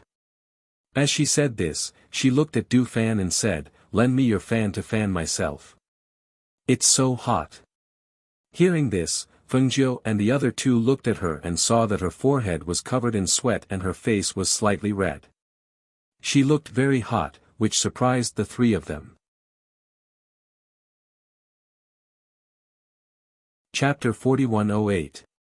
Ling Shuang looked at her and said, "The weather is just right, and it's already late at night. Normally, even if you eat fast, you won't feel hot." In other words, he felt that her condition was a little strange. "But I really feel hot, so hot that it's unbearable," Yi Feifei said. Because her body was very hot, her whole body and mood became a little dry. She took a deep breath and said, "I better go wash my face and get some fresh air. It's too hot." Just as she stood up and was about to walk out, Fengjiu's voice came from the side. "Sit down and give me your hand." When Du Fan heard this, he couldn't help but look at Yi Feifei. Seeing that she was certain that something was wrong, he said, "Master wants you to sit down and give me your hand. She will take a look at you." Yi Feifei felt a little dizzy. She didn't know if it was because of the heat or something else, but the sound in her ears gradually became louder. She only saw Du Fan's mouth opening and closing, but she didn't know what he was saying. Her eyes gradually became blurry. She felt very hot. Her body was very hot. It was so hot that even her whole body was swaying. She tugged at her collar and swallowed her saliva. She felt very thirsty, very thirsty. Du Fan saw that she was still standing there in a daze and was pulling at her collar. He said, "Why are you still standing there? Master wants you to sit down and give me your hand." "So thirsty, I'm so thirsty, do you have any water?" Her voice became a little hoarse, and her face became redder. Her hair was wet with sweat, and a few strands of hair by her ears were soaked with sweat. Du Fan looked at her and frowned. He stood up and walked forward, and put his hand on her shoulder. "Your condition doesn't seem right. Sit down, master will take a look at you." N. Before he finished speaking, his whole body froze in place. His eyes widened, and he looked at the woman who suddenly pounced on him and bit his lips with all her might. Because of this unexpected scene and her unexpected action, no matter how fast Du Fan's reaction was, he was still stunned at that moment. His entire body froze on the spot, and his eyes were wide open as he stared unwaveringly at Yi Feifei. Because of this moment of distraction, when he recovered and wanted to push her away, who knew that she would bite his lips? Between the push and pull, he was in so much pain that he broke out in a cold sweat. Let go. His face was ashen as he shouted. However, his lips were bitten and the words that came out of his mouth were unclear. They did not have the slightest bit of power. Fengjiu and Ling Xuan were watching this scene. Fengjiu was shocked as he saw Yi Feifei hugging Du Fan. She was biting his lips with all her might. Du Fan was unable to push him, and he was in pain, cold. Pfft. After recovering from her shock, she couldn't help but burst into laughter. Even Ling Xuan, who was beside her, smiled at this funny scene. Du Fan was in so much pain that he gasped. He felt that his lips had been bitten. Just as he was about to hit Yi Feifei to knock her out, her hand suddenly came to his waist and pulled on his belt. He was so shocked that his face changed, and he quickly protected his belt with both hands to prevent her from pulling it off. So hot, so hot. Master. Du Fan had no other choice, and could only look at Fengjiu for help. Chapter 4109. As soon as Fengjiu finished speaking, Ling Xuan knocked Yi Feifei unconscious with a slap. She groaned and fell onto Du Fan's body. Du Fan's face flushed red. He wanted to push Yi Feifei away, but when he saw that she had fainted and could not even stand properly, she would definitely fall to the ground if he pushed her away. Thus, he could only reach out to support her. He looked at Fengjiu and asked, "Master, was she drugged?" Looking at the situation, it was as if she had eaten ecstasy. She pounced and bit him as soon as she came up and even tried to pull his belt. Thinking of this, his face changed and he felt his lips go numb. Fengjiu coughed lightly and looked at the two of them. It seems like it, but how could she have been drugged in this place? The couple, who had heard the commotion, came to the front.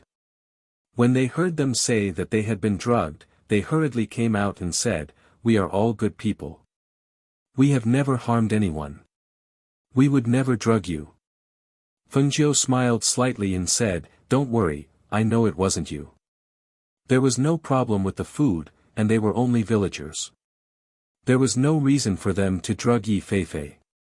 Hearing Fengjiu's words, the couple breathed a sigh of relief. Knowing that they were not suspected, they were relieved.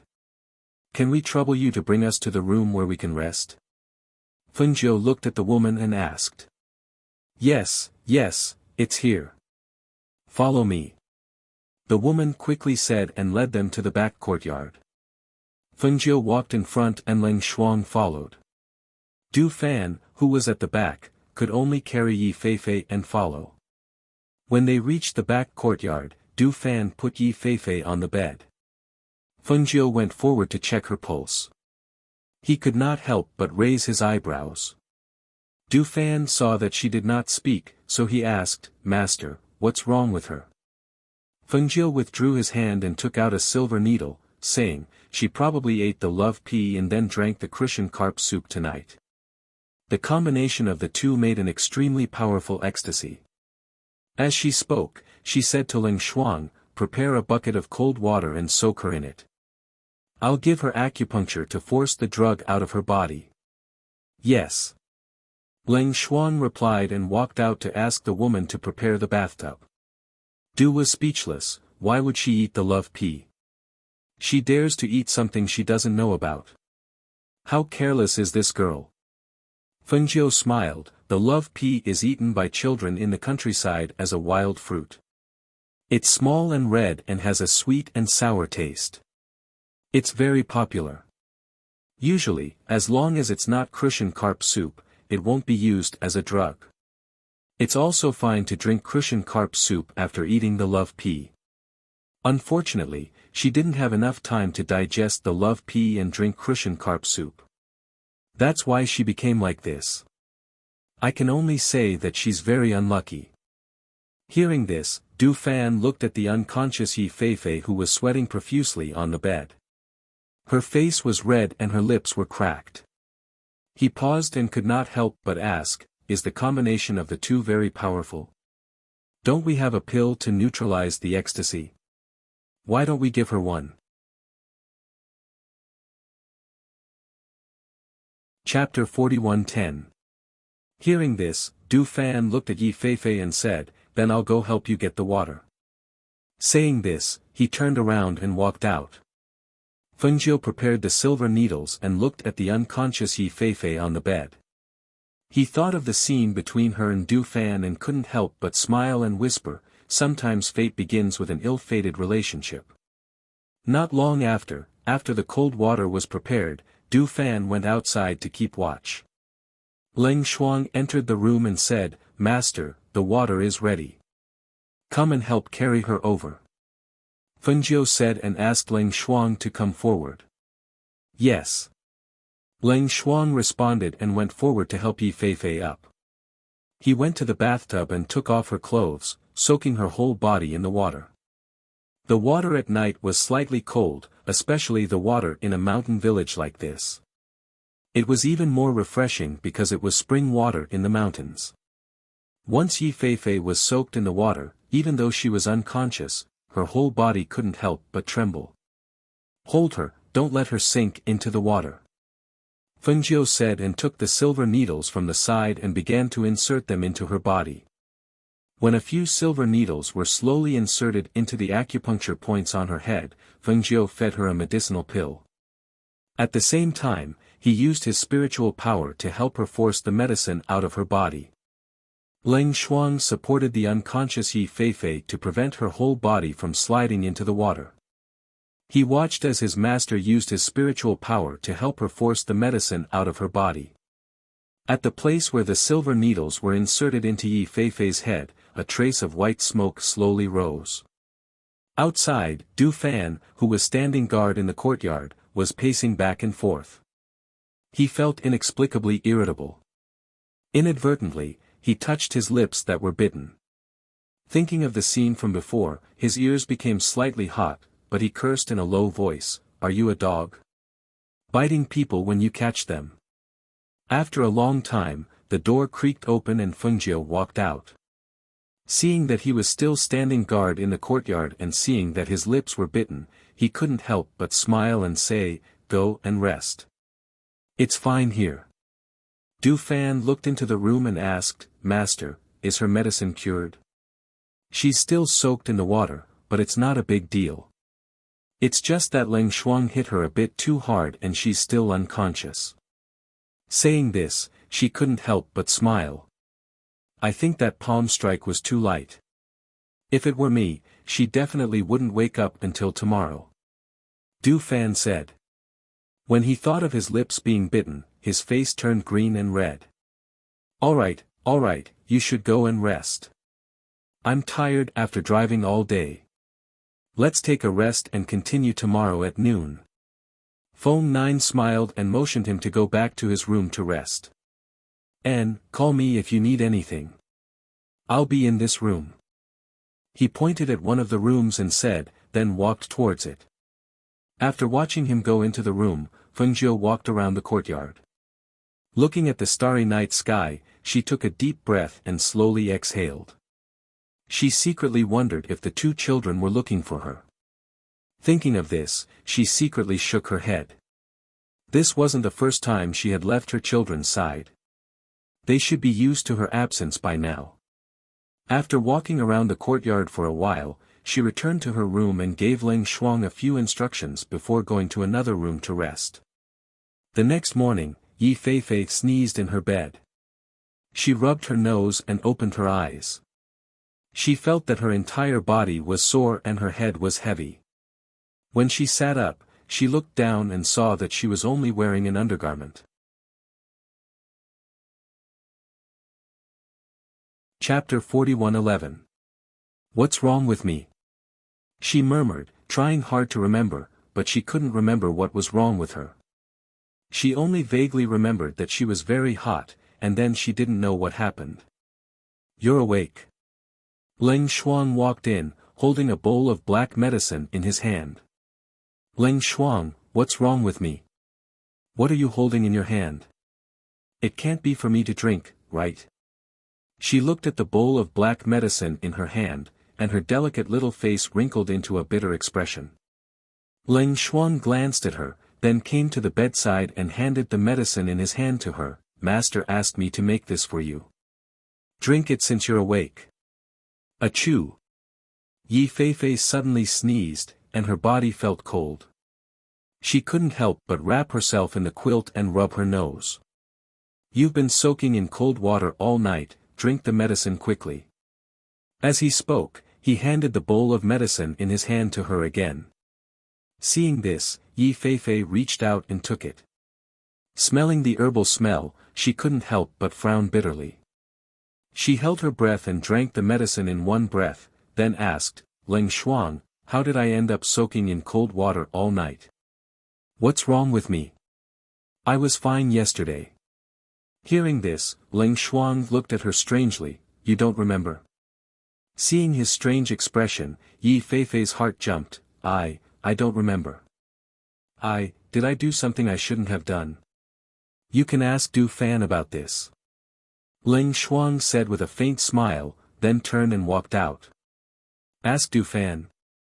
Why do I have to ask Du Fan? Yi Feifei murmured with a puzzled expression. She got up and washed up, then put on her clothes and walked out of the room. As soon as she walked out, she saw the door opposite her open. Du Fan walked out, half of his face covered with a fan. When he saw her, he glanced at her, but didn't even greet her and walked towards the front yard. Seeing this, she hurriedly shouted, Wait, I have something to ask you. As she spoke, she quickly walked forward. Stop! Du Fan shouted, pointing at her with one hand, the other hand still covering half of his face with the fan. Don't come any closer. Yi Feifei was stunned and said, What? I'm not going to eat you. I just want to know what happened to me yesterday. Why did Ling Xuan tell me to ask you? Also, what time are we leaving today? Du Fan glanced at her and said sarcastically, You have the nerve to ask, but I don't have the nerve to answer. As soon as he finished speaking, he walked forward and said, Master said to leave at noon. Don't follow me. Also, from today onwards, stay away from me. Who are you? Weird and bad-tempered, and waving that stupid fan all day. Do you think I like you? Even if you didn't tell me, I would stay away from you. She muttered to herself, but when she turned around, she was startled by Fengjiu, who had been standing behind her for some time. She took a step back and patted her chest as she sighed. Master, how come you don't make any sound when you walk? You gave me a fright. Fengjiu smiled and glanced at her, then glanced at Du Fan, who was walking in front of them, and laughed lightly. I just came out. You were so focused on Du Fan that you didn't notice me. As she spoke, she walked to a bench and sat down. She asked, How are you feeling today? Chapter 41:12.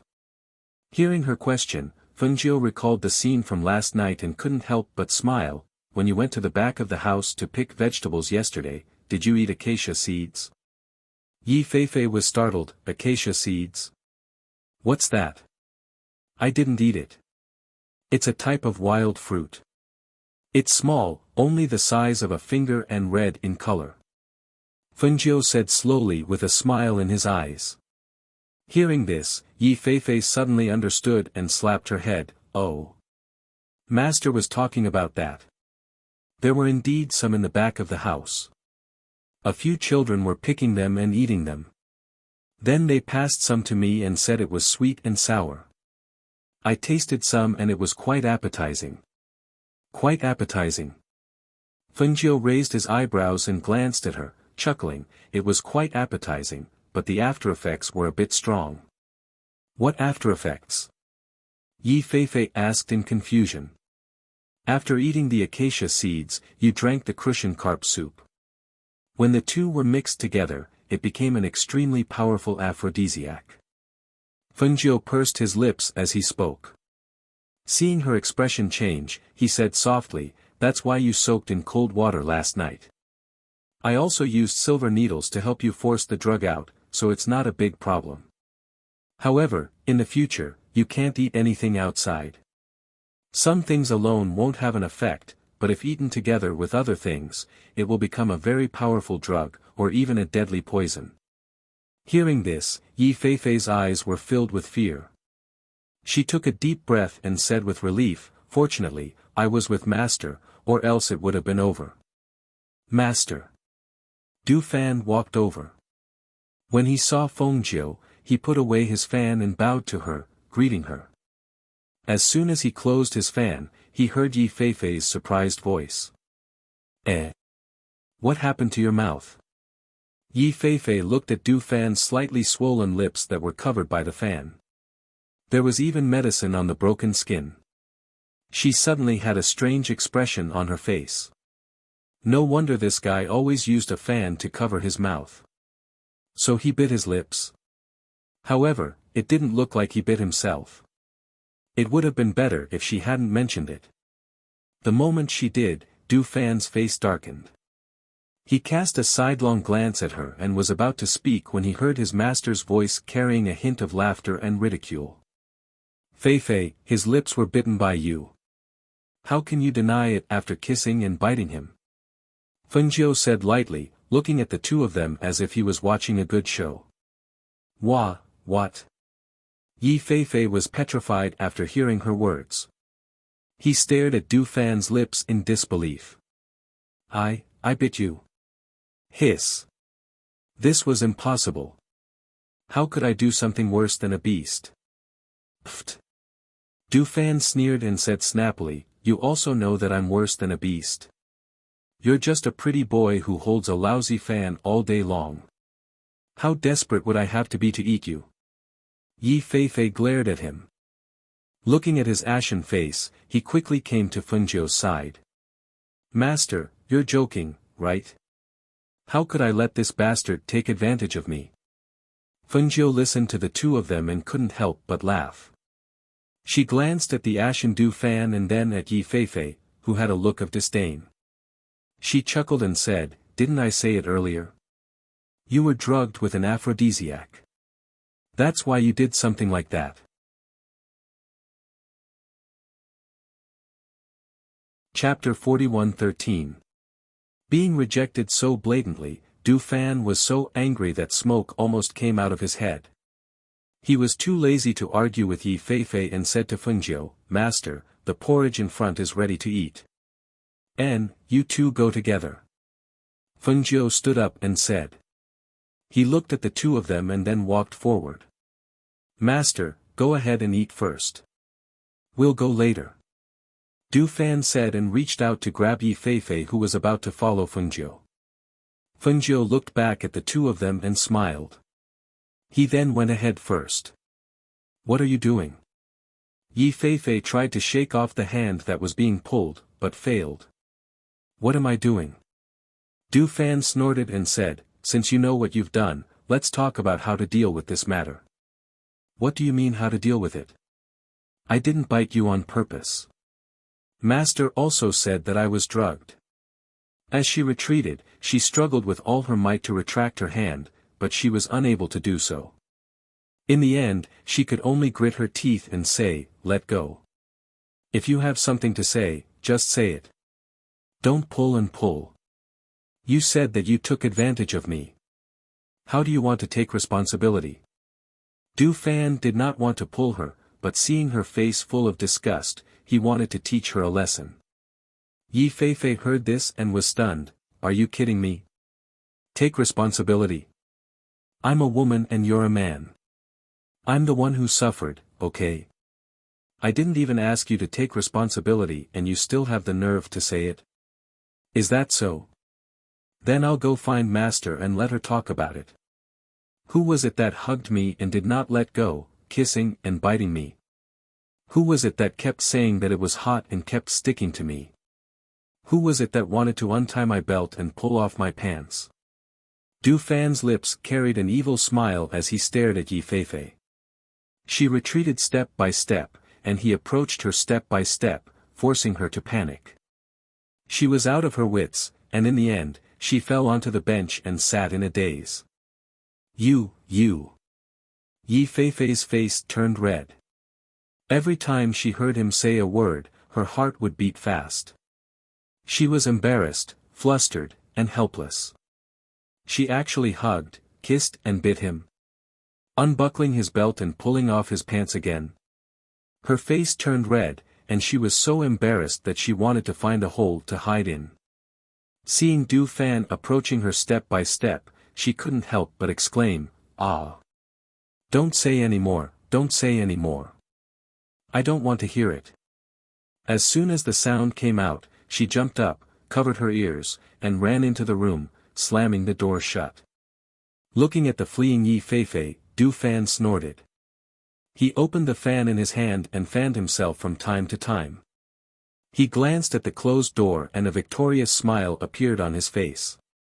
Then, he walked forward briskly. After he walked to the front, Leng Shui walked out from the back corner. Seeing the closed door and Du Fan's light steps, her lips slightly raised and a smile flashed in her eyes. She thought to herself, I didn't think that Du Fan and Yi Feifei would have this kind of fate.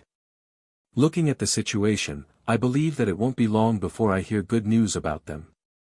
They plan to rest here until noon and then leave after lunch. However, in the afternoon, Fengjiu and the others had eaten and were walking in the backyard to digest their food when they heard the sound of crying coming from outside.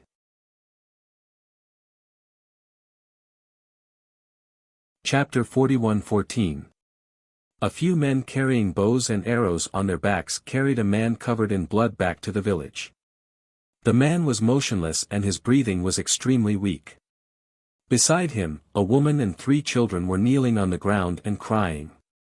Their cries were helpless and forlorn, and those who heard them could not help but cry. The village wasn't big, and the villagers usually helped each other out. When they saw the man being carried back, covered in blood, they didn't know if he was dead or alive. The villagers all comforted the woman. Some of the elderly had already gone to the corner of the house to pick some herbs for treatment. They chewed the herbs and said, "This herb can stop the bleeding. Hurry and apply it on him. Send someone to the neighboring village to invite a doctor over. You guys, carry him into the house first." The old man shouted and ordered the men carrying bows and arrows to carry the man inside. Thus, a few of them wanted to carry the man down from the stretcher and back to his house. At this moment, they heard a gentle and pleasant voice.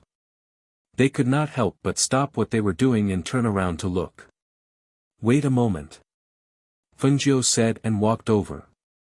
When the villagers saw her, they automatically moved aside to make a path for her. Du Fan, Ling Shuang, and Yi Feifei followed behind her. At this moment, their gazes also fell on the man on the stretcher. "Miss, what's wrong?" An old man asked and looked at Fengjiu. "He's seriously injured. His wounds are not treated and bandaged properly. He can't take any more of your torment. If we carry him in from the stretcher, it's unlikely that he'll survive." As Fengjiu spoke, she glanced at the dying man. Her gaze shifted to the woman and her 3 children. Hearing Fengjiu's words, the old man paused for a moment. No one knew what he was thinking. At this moment, one of the men carrying bows and arrows glanced at Fengjiu and asked, "Who are you? His injuries are so serious. If we don't carry him back, are we going to leave him here until the doctor comes? Don't be rude." The old man shouted and glanced at the man who spoke. Then, he looked at Fengjiu and asked respectfully, "Miss, do you have a way to save him?" As he spoke, he paused and continued, "He has elders and children in his family. If he dies like this, I'm afraid his family will be miserable in the future. Since I've spoken, I naturally have a way to save him," Fengjiu said. She was the only one of the 3 who was skilled in medicine. Qin Xian was not here, so she had to do it herself. "Go get a basin of water and some clean cloth." As Fengjiu spoke, she squatted down beside the man. After looking him up and down, she said, "Take a pair of scissors and cut his clothes open." Fengjiu and Fengjiu. I'll cut it. Du Fan stepped forward, took the scissors, and cut open the man's clothes. Once the clothes were cut open, all the wounds on the man's body were clearly visible. Master, what should I do? Tell me, and I'll do it. Du Fan looked at Fengjiu as she spoke. Clean up the wound first. Apply some hemostatic medicine on the bleeding that needs to be stopped. As for the wound from the shoulder to the chest, it's more serious.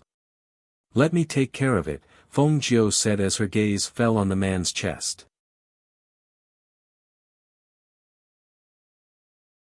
Chapter 41:15. Here's the water, here's the water. A woman brought over a bowl of clean water and placed it beside Fengjiu. After Fengjiu expressed his thanks, he first washed his hands, then took out something from his space to clean the man's wound and apply medicine. Seeing that the man was on the verge of death, she fed him a pill and had someone bring him into the house. Once inside, she had everyone else leave, leaving only Du Fan to help by her side. Master, can he still survive with such injuries? Du Fan asked, his gaze falling on Fengjiu. In this remote village, with such serious injuries, if he did not have the best medicine, even if his master gave him a pill, it would be very difficult for him to recover. He's lucky to have met me. If it were anyone else, it would be difficult for them to survive. As Fengjiu spoke, he reached out his hand and placed it on the man's most serious wound, urging the green lotus energy in his body to heal him. Du Fan watched from the side, his eyes flashing when he saw spots of green light emanating from his master's palm. He watched as the green light sprinkled from his master's palm into the man's wound, healing it bit by bit. Seeing that the wound was healing at a speed visible to the naked eye, and his master's forehead was also covered in sweat, he could not help but feel a jolt in his heart. They weren't related to this man in any way. In fact, Master didn't have to save him like this. Using the power of the green lotus to save this man would consume a lot of Master's spiritual energy. He didn't expect Master to save him like this. Originally, he was wondering if this man could survive, but looking at the current situation, it was not a problem for him to survive. Seeing that the wound was gradually healing, Fengjiu withdrew his hand. Perhaps it was due to the healing of the wound, the originally unconscious man's eyelashes fluttered slightly, and he slowly opened his eyes. He only saw a fairy-like woman dressed in red standing by the bed, and he seemed to see a pure and holy light emanating from her body. He wanted to take a closer look, but his heavy eyelids gradually closed, and his vision fell into darkness again, and he fainted again. Tie gauze around his wound. Fengjiu said, indicating for Du Fan to come forward and tie gauze around the already healed wound. After all, if such a serious wound healed so quickly, there would be a lot of trouble if word got out. Yes. Du Fan said, and went forward to tie gauze around the already healed wound. Let's go. Fengjiu said, and walked out. Du Fan followed behind, and they left the room together. How is it? Miss? How is my man? Is he still alive? Is he going to die? The crying woman quickly came forward with the 3 children, and looked at Fengjiu with teary eyes. Fengjiu smiled slightly, and softly comforted her, don't worry, he's fine. It's just that his injuries are a little serious, so he's still unconscious. You can go in to see him, but try not to disturb his rest. Hearing this, the woman cried out her thanks, and quickly walked in with the children.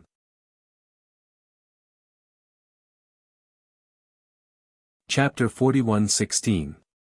The old man was taken aback and asked uncertainly, Miss, are you saying not to tear it apart for half a month? Won't it get infected? Fengjiu smiled and said, it won't, I used good medicine. If it was anyone else who said this, the old man and the others probably wouldn't believe it. However, since it was this young lady who exuded a noble aura, he believed it from the bottom of his heart. Thus, he didn't even have any doubts as he nodded and replied, okay, I'll remember it. I'll tell them. If the dressing is not changed for half a month, the wound will probably rot. A man with a bow on his back said with a frown. He didn't quite believe Fengjiu's words.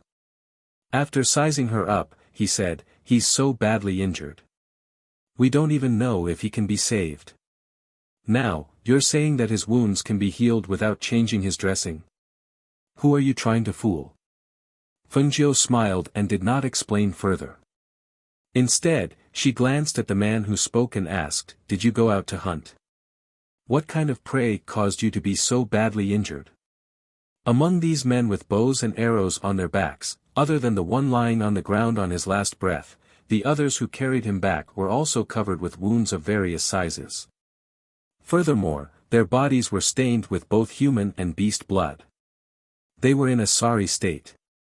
However, to be able to carry such a heavily injured comrade back in such a situation, these people were quite loyal. When they heard her question, the men's expressions turned ugly and angry. Seeing this, Fengjiu raised her brows.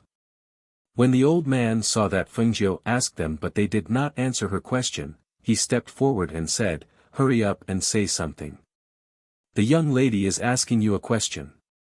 What was going on? How did you get so badly injured? The old man was an elder in the village and his words carried some weight.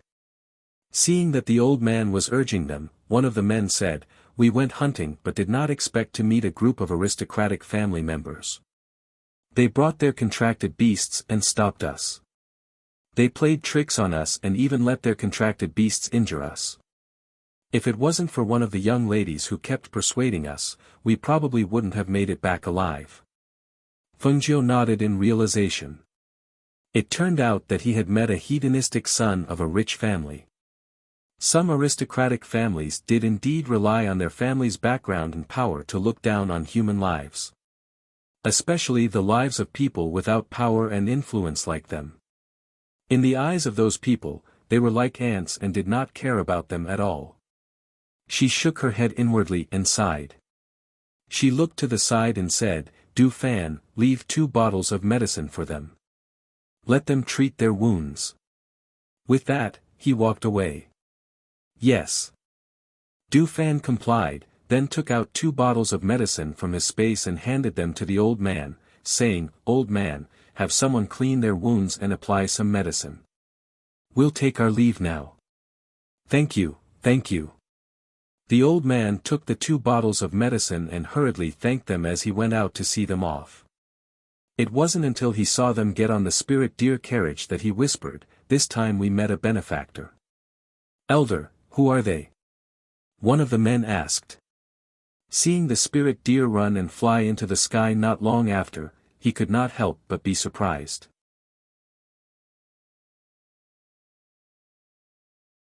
Chapter 41:17. The old man's eyes were filled with emotion. He looked up at the sky and slowly said, they are passers-by, but also our benefactors. As he spoke, he lowered his head to look at the 2 bottles of medicine in his hands. Looking at the exquisite medicine bottles, his hand moved and he saw a square mark at the bottom of the bottles. Ghost Doctor. The old man softly muttered, somewhat puzzled. Ghost Doctor. A man at the side was startled when he heard this and quickly said, let me see. The old man saw his excited expression and handed the bottle to him, asking, you've heard of the Ghost Doctor? I've heard of it, I've heard of it. A while ago, the people in the city kept talking about the Ghost Doctor Fengjiu. It said that she's not from this mainland, but is the ruler of another mainland. He's also the master of the heaven and earth of our continent. The man was a little excited, his eyes looked at the special mark at the bottom of the bottle in disbelief. It really is the Ghost Doctor, it really is the Ghost Doctor. Could it be that the woman in red just now was the legendary Ghost Doctor Fengjiu? Heavens! I was so rude to her just now, I really. Seeing the man so excited, the old man said, we're in the village and don't know much about the outside world. Go, let's go back and talk.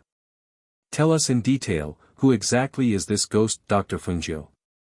Thus, the group of people walked back and listened to the man tell them about the legend of the Ghost Doctor Fengjiu that had been spreading in the outside world. Fengjiu's spirit deer carriage flew in the sky. Fengjiu leaned against the spirit deer carriage and flipped through a medical book as she said, "Du Fan, let's rest in the nearest city for a night. I want to buy a few medicinal ingredients." Du Fan, who was driving the carriage, heard and replied, "All right." Looking down from high up in the sky, when he saw a town not far away, he drove the carriage down from the sky and landed on the ground. Then, the carriage gradually slowed down. "Master, are we going to enter the city like this?" Du Fan asked. He was mainly worried that if the spirit deer carriage entered the city, it would attract other people's attention. It wasn't that they were afraid of fighting with others, but they found it troublesome. After all, with their strength, not everyone was worthy of being their opponent. Fengjiu paused for a moment, then smiled and said, "Stop the car." Hearing the conversation inside, Du Fan pulled the reins and stopped the spirit deer carriage. He saw his master walk out and jump off the spirit deer carriage. "Du Fan, you and Ling Shuang take the spirit deer carriage to the grove and wait for me there. Fei Fei, come with me to the city to buy some things. We'll be back in a while." As she spoke, she glanced at Yi Fei Fei, indicating for her to follow her footsteps. Sigh, master. Seeing his master bring Yi Fei Fei towards the city gate, Du Fan shook his head helplessly and said to Ling Shuang, "Do you want to follow? I don't feel safe leaving only Yi Fei Fei, that little girl, with us." Ling Shuang looked at him indifferently and said slowly, "No need. If master wants me to stay, I'll stay. Besides, with master here, nothing will happen." As she spoke, she sat beside the spirit deer carriage and said to Du Fan, "Let's go. Let's go to the grove and wait for master." Seeing this, Du Fan could only drive the spirit deer carriage to the grove and wait.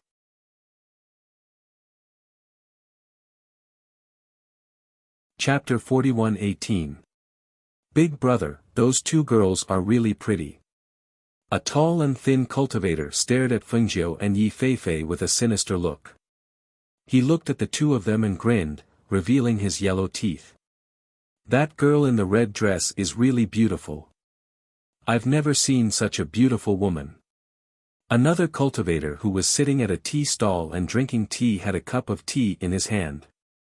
He rested his elbow on the table and stared at Fengjiu while drinking tea. His eyes flashed with a light as if he had found a prey. "This girl is good. Not to mention sending her to the underground black market, even if she was given to some big shot as a cultivation vessel, no one would reject her." The male cultivator said as he watched them walk on the street and finally enter a shop. "Big brother, I heard that the West City's Deng family's second master recently spread the news that he's looking for stunning female cultivators. Look at these two." Another male cultivator beside him asked with an eager expression. For a beauty like that, even if he couldn't eat her, he could still grab her and do it with her. "These two little beauties look like they're not from here. If they're not from here, there won't be anyone around them. This matter will be much more difficult." The man in the lead said and waved his hand, indicating for the people beside him to come closer. When they saw him, they immediately went forward. After listening to his plan in their ears, they looked at each other and grinned sinisterly. They hurriedly replied, "Don't worry, big brother. We'll handle this matter properly. You two, go. Keep an eye on those two. Don't let them slip away." The man ordered and signaled for the two to keep an eye on them. "Okay." The other two responded and quickly went to the shop. At this time, Fengjiu didn't leave after buying the things in the shop. Instead, she borrowed a corner of the shop and sat down at a small tea table in the corner to mix things. Yi Fei Fei followed beside her and watched. She didn't know why she bought these things and why she added herbal juice to mix them. Seeing her fiddling there, she sat at the side and watched for a while before getting up and walking around.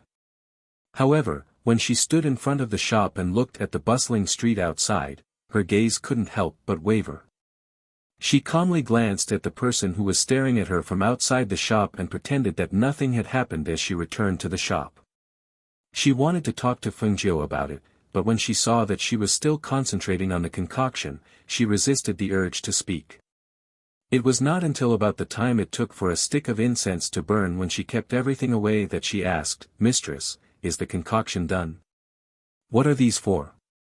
Fengjiu smiled and said, "Mix some paint and dress up the 2 purple gold spirit deer." Hearing this, Yi Feifei looked outside and said, "Master, there are people watching us from outside." "I've been watching since we entered the city," Fengjiu said as he glanced at her and smiled. "Do you want to play?" "Ah. Play what?" Yi Feifei was startled. "Go, ask the shop owner to bring a few more brushes." Fengjiu gestured. "Okay." Yi Feifei replied and asked the shop owner to bring a few more brushes.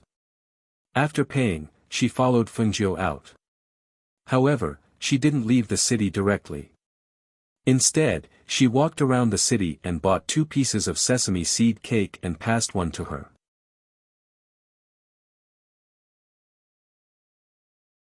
Chapter 41:19. Fengjiu walked forward while eating a sesame seed cake and said, "I'll bring you to practice." "Practice?"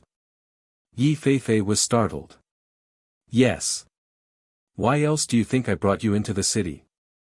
Fengjiu glanced at her with a faint smile and walked forward with light steps. The more he walked until he entered a deserted alley. "Hee, looks like the beauty knows that we're watching you." The leading male cultivator walked out and looked at Fengjiu with a pair of evil eyes with a sneer. Fengjiu just glanced at the people blocking the entrance of the alley and said to Yi Feifei, "Go and practice." Yi Feifei looked at them and saw that they were stronger than her. Moreover, they had the advantage in terms of physique. If she went forward, she would be defeated in 3 moves. However, since it was her master's order, she could not disobey. She knew that with her master here, even if her life was in danger, her master would help her. Thus, she gritted her teeth and walked forward. When the male cultivators saw this, they were amused. They looked at each other and laughed. "Yo! The little beauty wants to fight with us. That's not good, right? They say that fists and feet have no eyes. If we hurt your beautiful face, it won't look good. You guys should suffer less." Before the male cultivator could finish speaking, Yi Feifei rushed forward and a dagger slipped from her sleeve into her palm. She attacked him at a speed that was too fast for one to cover their ears. Although her attack was unexpected, the other party was stronger than her and had faster reaction speed. Therefore, when she attacked, the other party avoided the attack and counterattacked at the same time. "Tsk. Little beauty, you're still too young to hurt me." As the male cultivator spoke, his hand turned into a claw and grabbed at Yi Feifei's chest. There was no need to talk about the attack, but the technique he used seemed to be taking advantage of Yi Feifei. When the other male cultivators saw this, they winked and smiled evilly. Yi Feifei was enraged. The dagger in her hand once again attacked, stabbing towards the man's shoulder. Who would have thought that her attack would be suppressed by the man? One of her hands was caught. Seeing the male cultivator's other hand reach towards her chest, her eyes immediately turned red. Fengjiu's eyes glinted coldly when he saw this. These people were even more despicable than she had imagined. Her eyes flashed and she moved her finger. A silver needle shot out and hit the male cultivator's hand that was about to grab her. Hiss! The male cultivator sucked in a breath of cold air from the pain. He felt his palm tingle with numbness, and he couldn't help but tremble. Yi Feifei seized the opportunity and threw the dagger in his hand down. He caught it with his other hand and ruthlessly stabbed it into the man's thigh. The sound of the sharp blade stabbing into the thigh was heard. At the same time, blood gushed out and the man screamed in pain. Ah! He was in so much pain that he bent over. He instinctively wanted to fight back, but Yi Feifei had given him a chance. He had no time to fight back. After the dagger was pulled out, Yi Feifei stabbed him in the shoulder again. Cold sweat poured out of the male cultivator's forehead. The numbness and pain in his palm made his hand tremble helplessly. He was unable to fight back. The stab to his thigh had almost pierced through it. Blood flowed out. He was in so much pain that he couldn't even stand, let alone the stab to his shoulder. Scum!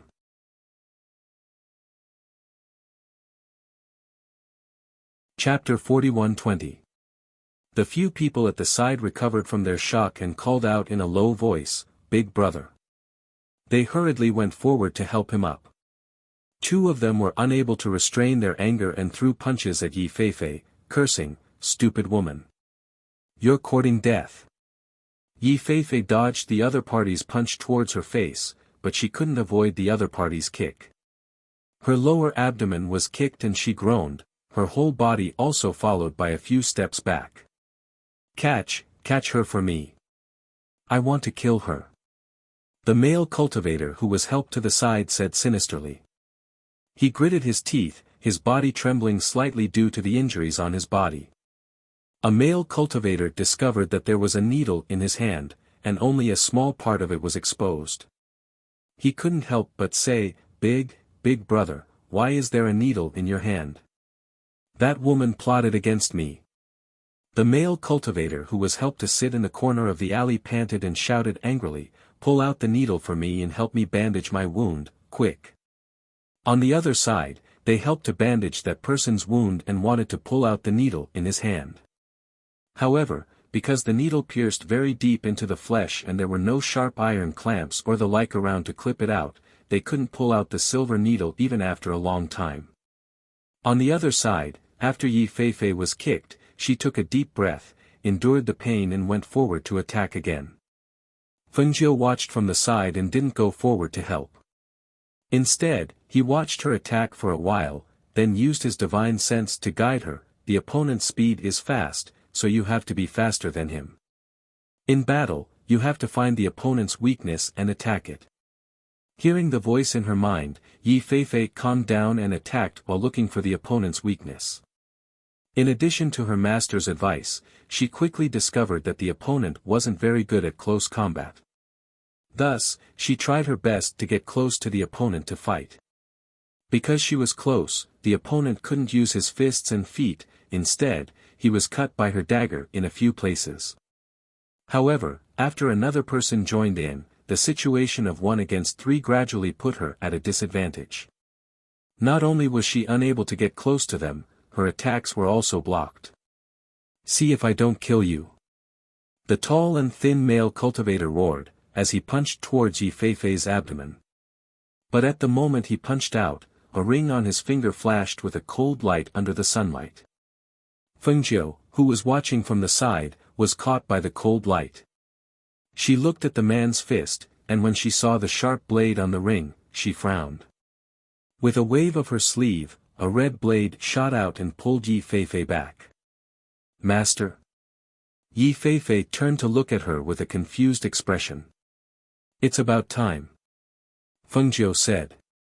As soon as his voice fell, the red silk in his hand flicked and sent the few people who had rushed forward flying. Hiss!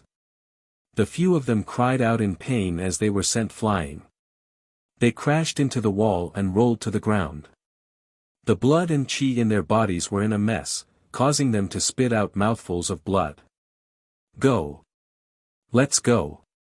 Their faces changed, and they were so shocked that they wanted to flee. However, how could Feng Jiu let them escape when she made a move? With a flick of her finger, several silver needles flew out and shot into the acupoints on their bodies. Their bodies stiffened, and they all fell to the ground with a groan.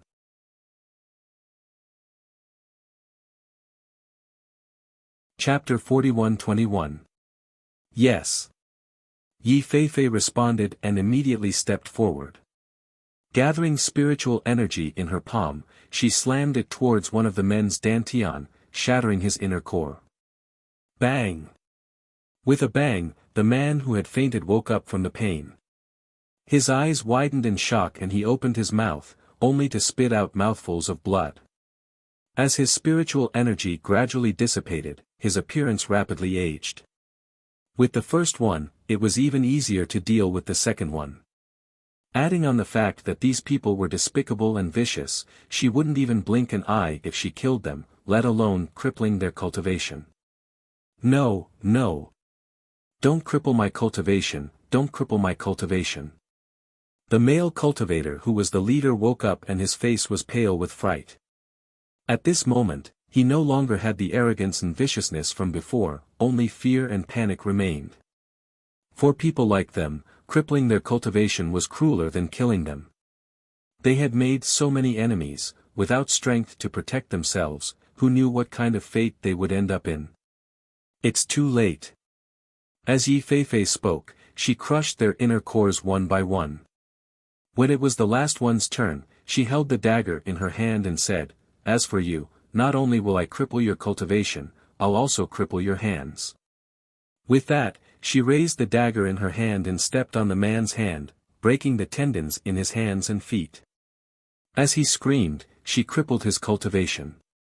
Looking at the people who were screaming on the ground, she lightly snorted and stood up to look at Fengjiu. "Master, their cultivations have been crippled. Take their valuables and let's go." Fengjiu said, indicating for her to take the spoils of war. "Yes." Yi Feifei responded and went forward to take their things, then handed them to Fengjiu. "Just take them. Later, let Leng Shuang or Du Fan help you pick out the useful ones and sell the useless ones at the next place," Fengjiu said as he slowly walked out of the alley. "Okay." Yi Feifei smiled and put the things away. The two walked out of the alley into the main street and slowed down. Fengjiu looked at her and asked, "How are your injuries?" It's fine, it's fine. I was just kicked twice, it's not a big deal." As Yi Feifei spoke, she looked at the busy main street and smiled, "Master, are we going back to the spirit deer carriage now? Are we still going to enter the city later?" Fengjiu walked slowly and replied, "Yes, we'll rest in this city tonight. Later, we'll find a good inn to stay in. We'll come out in the evening to buy some things for the journey and some dry food to store." The two walked and chatted as they headed out of the city. In a small forest outside the city, Du Fan and Leng Shuang sat in the spirit deer carriage to rest. Looking at the sky and seeing that their master had not returned, they couldn't help but worry. "Leng Shuang, you wait here and guard the spirit deer carriage. I'll go out and see if master and the others are coming back," Du Fan said and jumped out of the spirit deer carriage. He stroked the spirit deer's head with one hand and patted it before walking out along the small path. Leng Shuang was sitting in the spirit deer carriage with his eyes closed. When he heard Du Fan's words, he opened his eyes to take a look and then closed them again to rest.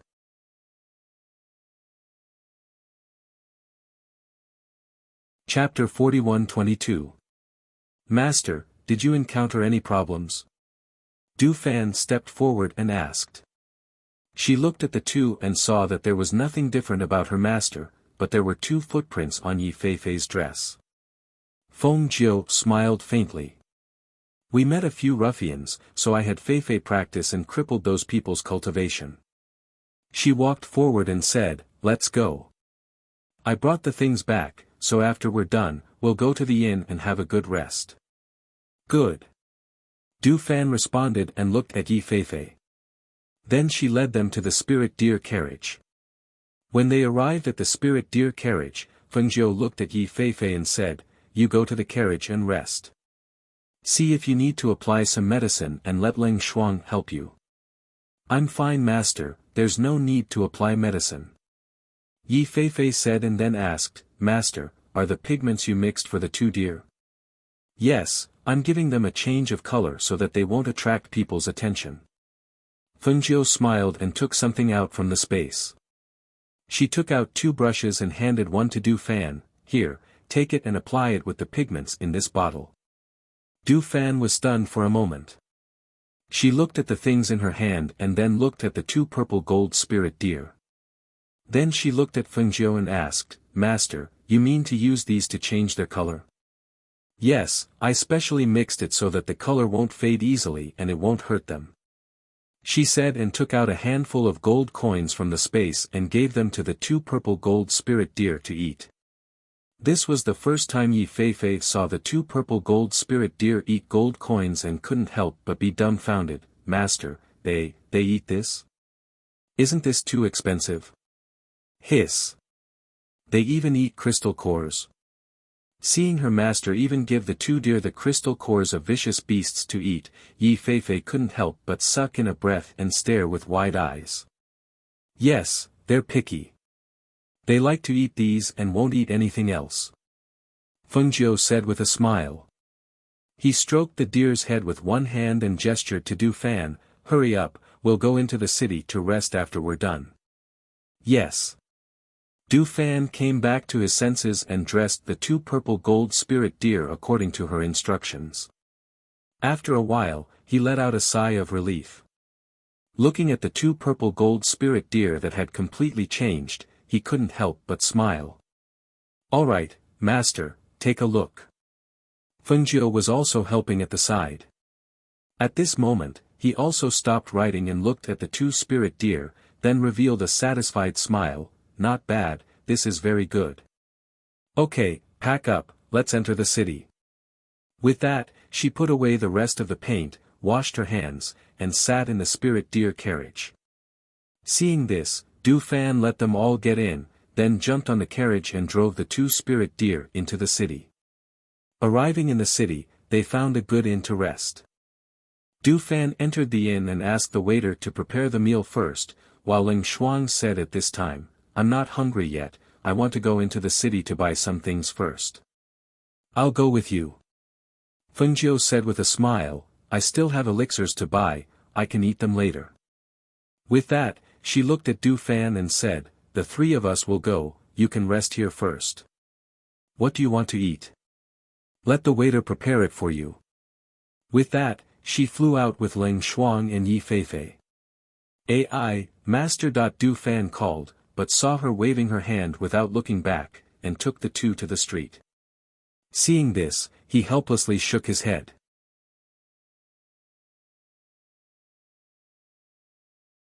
Chapter 41-23. It was not that he wanted to think this way, but no matter where his master went, big and small things would happen. This was not the first day. Over time, he could imagine it even with his toes. However, there was no need to worry about them. With Ling Shuang's strength and his master's strength, even if Yi Feifei's strength was not good, there would not be any problems. He smiled and gently fanned himself with the fan in his hand. After glancing at the spirit deer carriage parked outside, he waved his hand and called, waiter, prepare a few dishes for me in a pot of wine. Okay. The waiter answered and went forward to greet, young master, come and sit at this table. This table can see the street outside. The scenery is the best. Du Fan smiled and threw a gold coin to the waiter, this is for you. Go and get some water for my 2 deer. Also, the carriage is parked there. Keep an eye on it. Yes, thank you, young master. The waiter answered happily. While thanking him, he put away the gold coin. Full of joy, he asked the waiter to prepare a few signature dishes and wine, and then went to get some water to feed the deer. On the other side, Feng Jiu was walking on the street with Ling Shuang and Yi Feifei. The 3 people's outstanding appearance and temperament naturally attracted the attention of others. Some men were fascinated by them and showed a lecherous smile. Their eyes looked up and down at the 3 people's figures with a bit of evil intent. There were also people who bumped into the wall while walking and screamed in pain. The ugliness of human nature was everywhere. The 3 people walked calmly. They had seen too many people looking at them like this, so they naturally did not care. Miss, do you want to buy a few meat dumplings to try? This old woman made them herself. They are very delicious. An old woman wearing patched clothes was guarding a stove. There was a dumpling on the lid of the pot on the stove. Traces of heat seeped out of the pot, revealing the fragrance of the dumplings. Feng Jiu stopped and looked at the old woman. He smiled and said, then give us 4 dumplings. Good, good, good. The old woman was very happy. She quickly took off the dumplings on the lid of the pot and put them aside, saying, "I'll get the hot dumplings for you. The dumplings in the pot are still hot." Fengjiu saw that she took out 4 steaming dumplings from the pot and tied them together with a straw rope. She asked, "Old woman, where is the biggest medicine shop in the city?" "Medicine shop? The biggest one isn't here. You can walk along this street, turn left at the end, and then turn right at the 3rd intersection. That's our biggest medicinal herb shop. It has everything. Sometimes I go there to sell zongzi, so I'm familiar with this road. You." While speaking, he reached out and took the dumplings. At the same time, he stuffed a gold coin into the old woman's hand. "Old woman, take it. Keep the change." The old woman was stunned for a moment. She lowered her head to take a look, then hurriedly closed her palm and said, This is too much."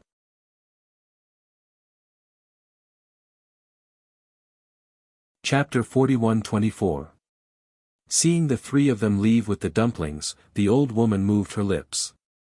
She wanted to call out to them, but she was worried that her words would attract other people's attention.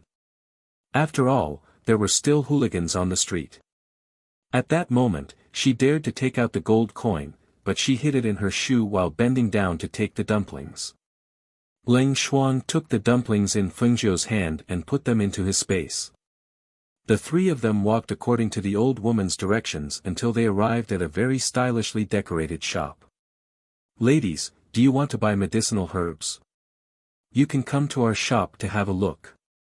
We're the largest medicinal herb shop in the city. We have all kinds of medicinal herbs." An apothecary hurriedly greeted Fengjiu and the others when he saw them. Fengjiu walked in with the other 2 following behind her. As soon as she entered, she saw that there were many people buying medicinal herbs. Moreover, the smell of various medicinal herbs in the air assailed her nostrils. She walked to the cabinet in front and looked at the medicinal herbs on display. Then, she asked, "Where are your spiritual herbs?"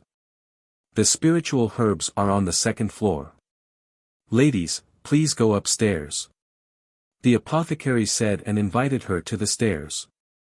At this moment, a middle-aged man walked up and looked at the 3 of them without batting an eyelid. Finally, his eyes fell on Fengjiu. "I'm the shopkeeper of this shop. Ladies, please come with me." The middle-aged man smiled politely and bowed slightly to invite them upstairs. Fengjiu glanced at him and walked up to the 2nd floor. Leng Shuang and Yi Feifei quietly followed behind her. Compared to the liveliness on the 1st floor, there were fewer people on the 2nd floor. However, most of the people on the 2nd floor were cultivators or people dressed in luxurious clothes. Perhaps because the shopkeeper personally brought them upstairs, many people who were looking at medicinal herbs turned their heads to look. When their eyes fell on Fengjiu and the others, even these people's eyes flashed with a trace of amazement. However, they quickly retracted their gazes and shifted their gazes away. They didn't go overboard in sizing them up or acting presumptuously. After all, based on their experience, these 3 women with outstanding appearances and temperaments should have a great background. Among the 3 of them, it was obvious that the beautiful woman in red was the leader. Not to mention the woman in red, there was also the woman in black who was following behind her. Her black clothes were neat and elegant, and her temperament was cold and intimidating. They originally wanted to see her strength, but unexpectedly, with their cultivation, they were unable to see through her cultivation. From this, it could be seen that she was very strong.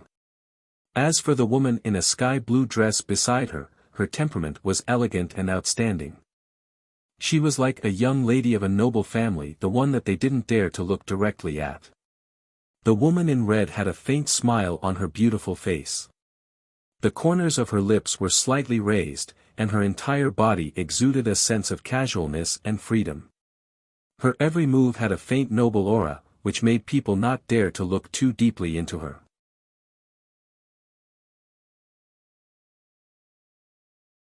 Chapter 41-25. Fengjiu glanced at it and asked, "Do you have earthly spirit grass?" The shopkeeper was startled and said, "Yes." As he spoke, he walked to a counter and opened a cabinet. He took out a stalk of earthly spirit grass and placed it on a tray. "Miss, take a look at this medicine. This is a batch that just arrived the day before yesterday. How many earthly spirit grass do you have?" Fengjiu walked forward and asked. He picked up the earthly spirit grass and looked at it before putting it down. Hearing this, the shopkeeper called over a pharmacist and asked him. He then said to Fengjiu, "Besides the one that was sold yesterday, we have 49 stalks in our shop." Fengjiu nodded and asked, "I want all of them. What's the price?" The shopkeeper was startled and somewhat astonished. All of them?" "Yes." Fengjiu replied and said, "I want all of them. It should be cheaper, right?" "This. I have to ask my master about this." "Miss, why don't you sit for a while and have a cup of tea first?" As he spoke, he invited Fengjiu to sit down and asked someone to serve tea. He then hurried downstairs and walked to the backyard. Seeing that he was also waiting here, Yi Feifei rolled her eyes and said, "Master, I want to buy something." Fengjiu glanced at her and said, "Then let Ling Shuang accompany you." There's no need. Ling Shuang will go with me. Master will be alone here." Yi Feifei hurriedly waved her hand and said, "I won't go far. It's just outside on the street. It's fine. Ling Shuang has nothing to do here. I'll go with you. I'll wait for you here." Fengjiu said and took a sip of tea. He said, "Come back here and find me in a while. Go. Come back early and don't cause trouble." "Yes." Ling Shuang replied and glanced at Yi Feifei, saying, "Let's go. Then we'll be back in a while. It won't be long." Yi Feifei said with a smile, and then went downstairs with Ling Shuang. Downstairs, Ling Shuang asked, "What do you want to buy?"